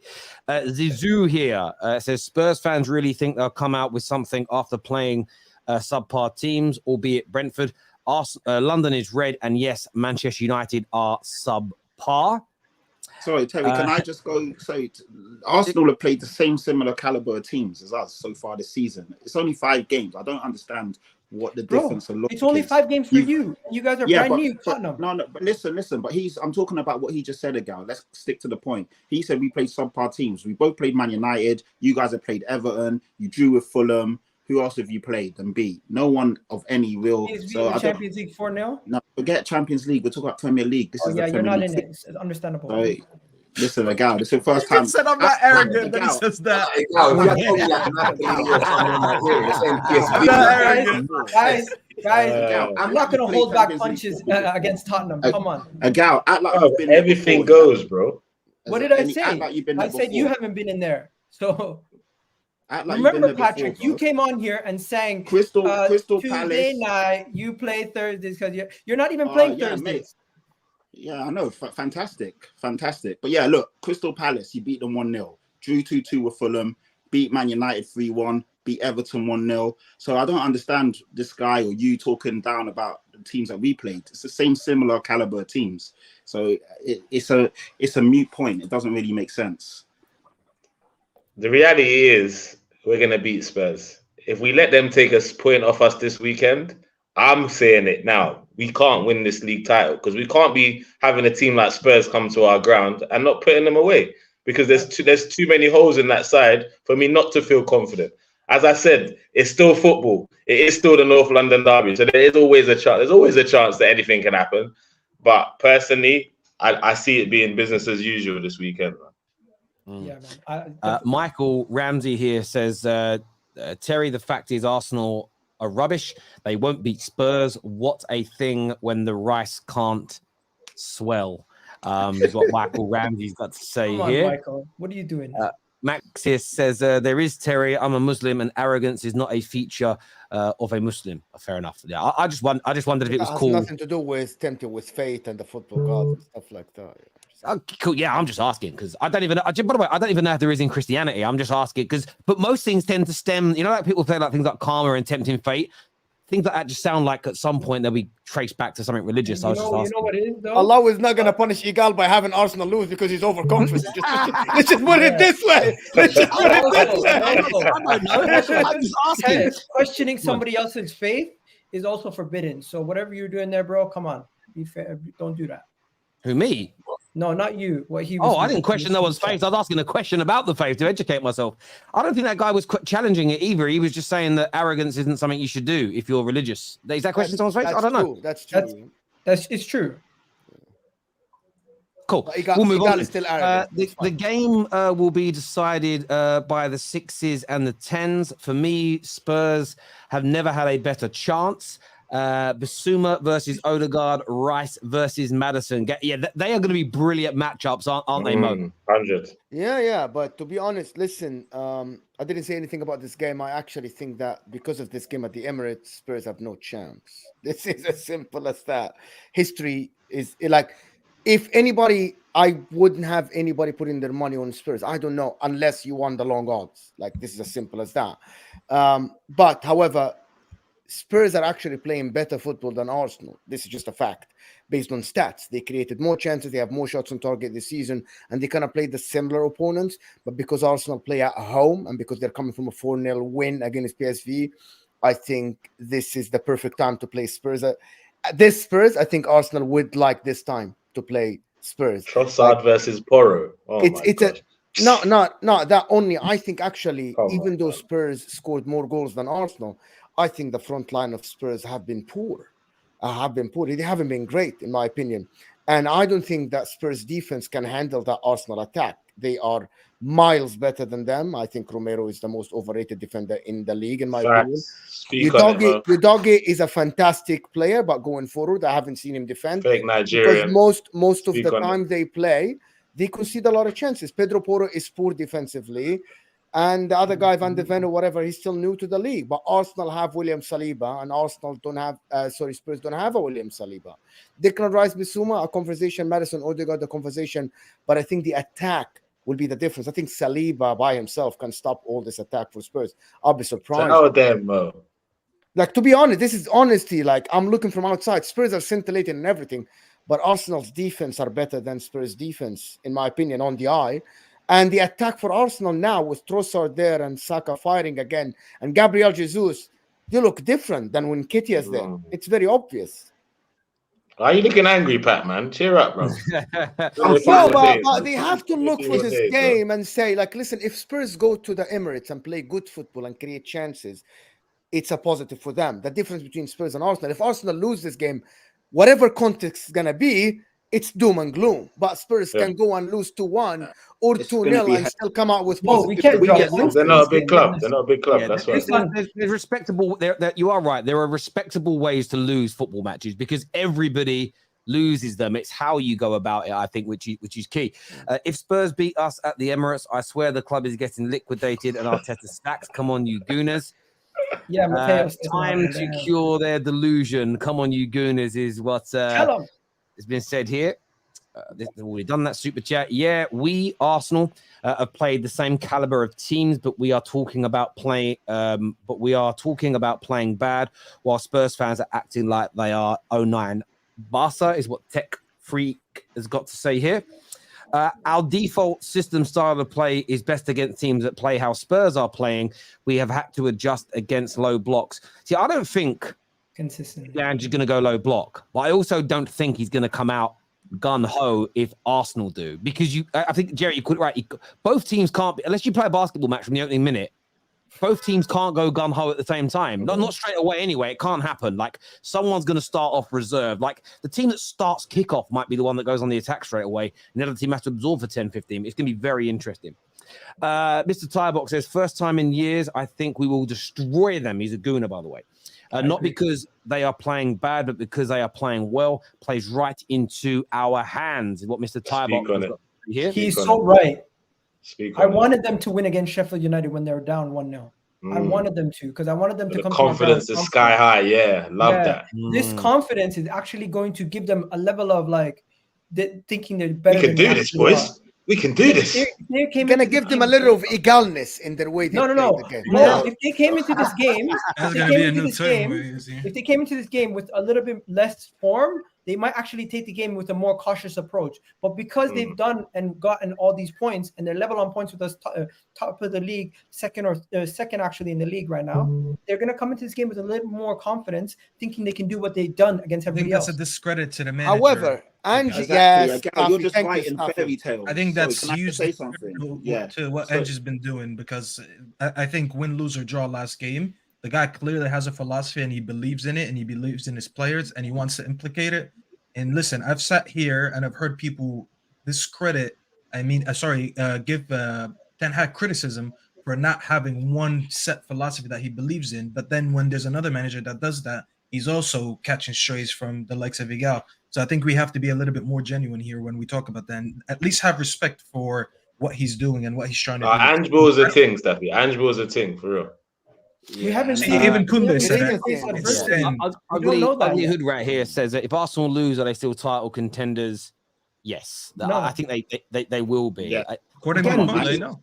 Again, you've got to contextualize it. Again, I think it's one of those things. How you lose? If Spurs go there and beat you 4-0, maybe big questions get asked. But what if it's a really narrow game and they catch a lucky break right at the end? Like you nearly lost to Man United 2-1, who are not as good as Spurs so far this year. You wouldn't have lost that game in that way to Garnacho's goal and thought, that's it, our season's over. Same thing could happen with Tottenham. I think you have to contextualize these things and look at the performance that really matters. Evening, Terry and everyone. History tells you Tottenham will beat Arsenal one day. It could be this weekend. This is true, though. That is true. It's why football's the best. History tells you Man City won't win the league every year, but no one cares. They still predict them to win the league every year.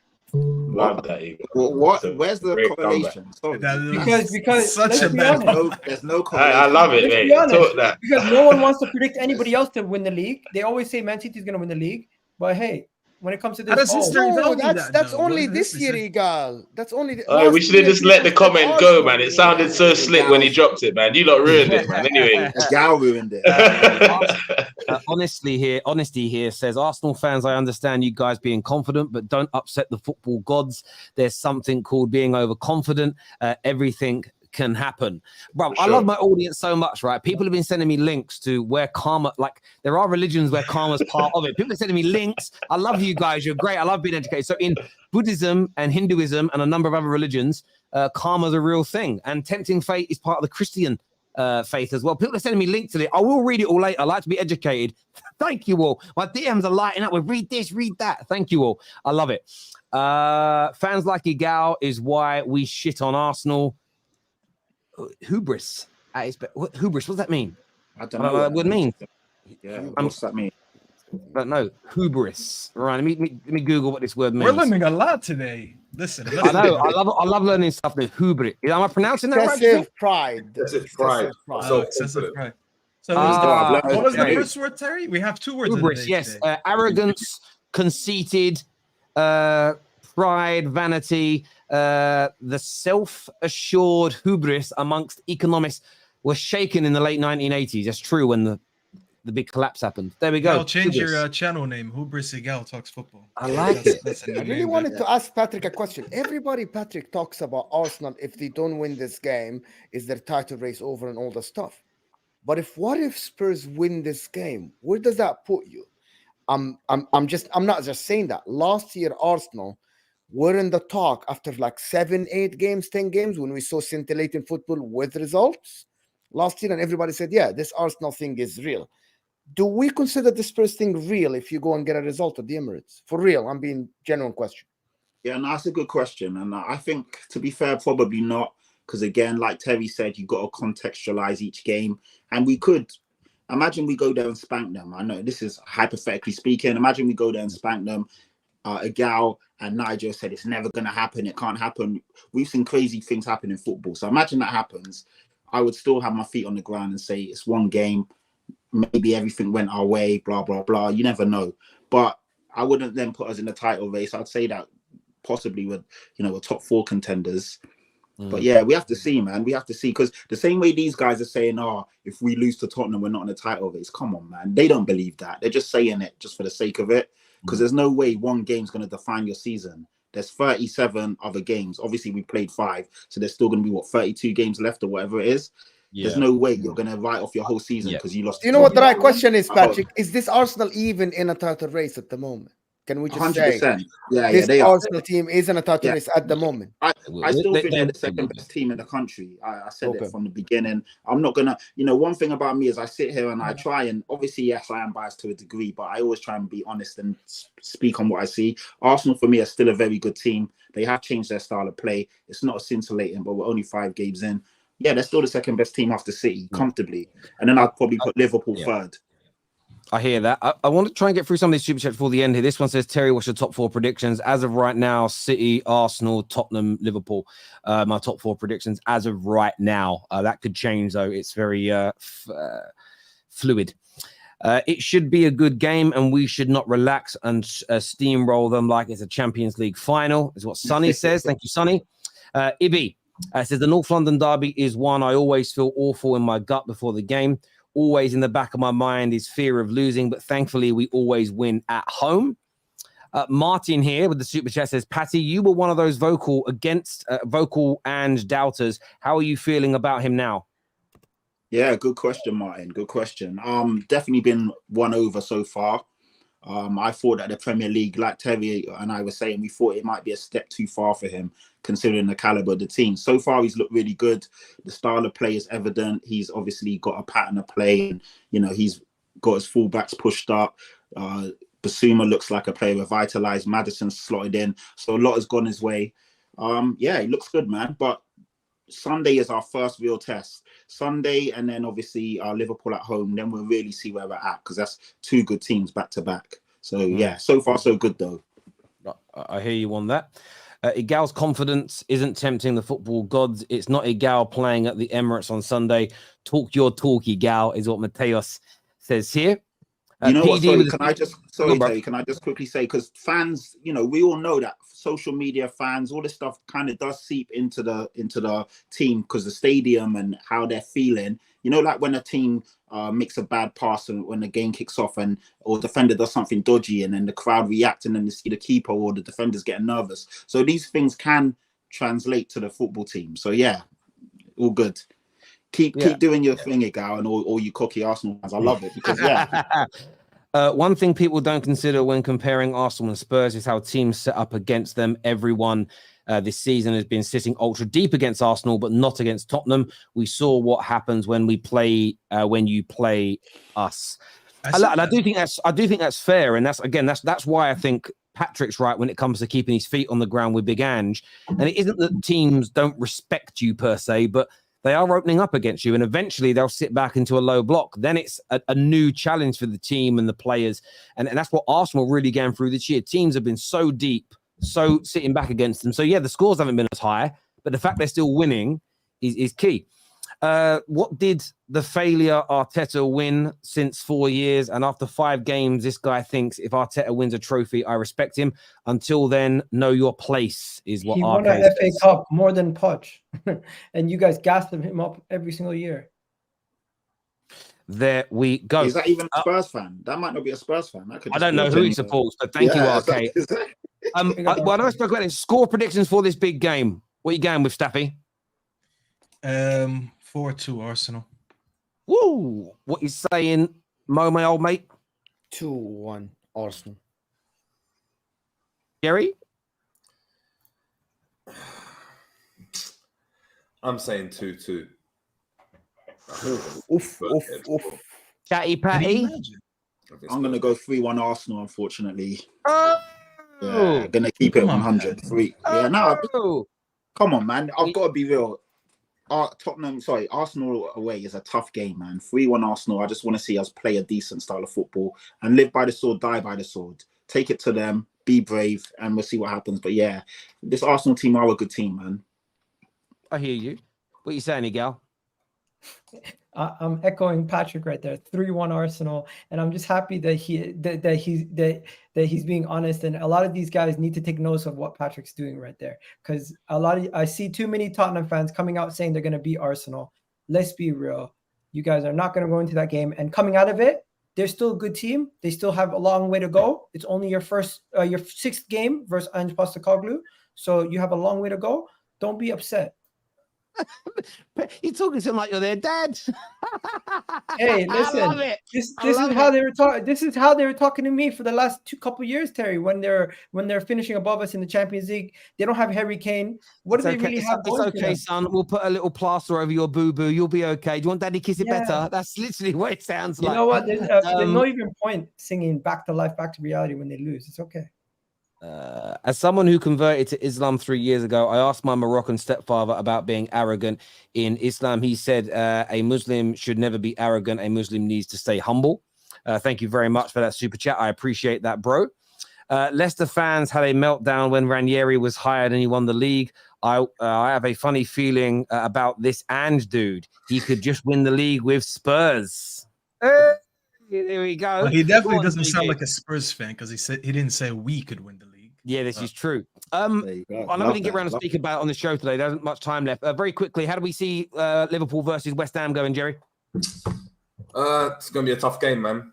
Antonio's got a lot to say. He's had a lot to say about Liverpool. He thinks West Ham are going to finish above Liverpool this season. He thinks. What is that? What he said? Genuinely? Yeah, he watched the Wolves game and he said that. Yeah, he thinks they've got us. We're at Anfield, very, very strong. We've got a problem with conceding, like very similar to obviously to Spurs. We've conceded in every single game, bar the Aston Villa game, which is before the international break. So, yeah, look, I think Liverpool's forward line has proven in every game that we can have a poor first half and we can turn it on in the second half. We can score a lot of goals. I think we've scored the second or third most amount of goals in the league this season. So that's obviously our big plus. But it's going to be a tough game. I think West Ham started very, very well.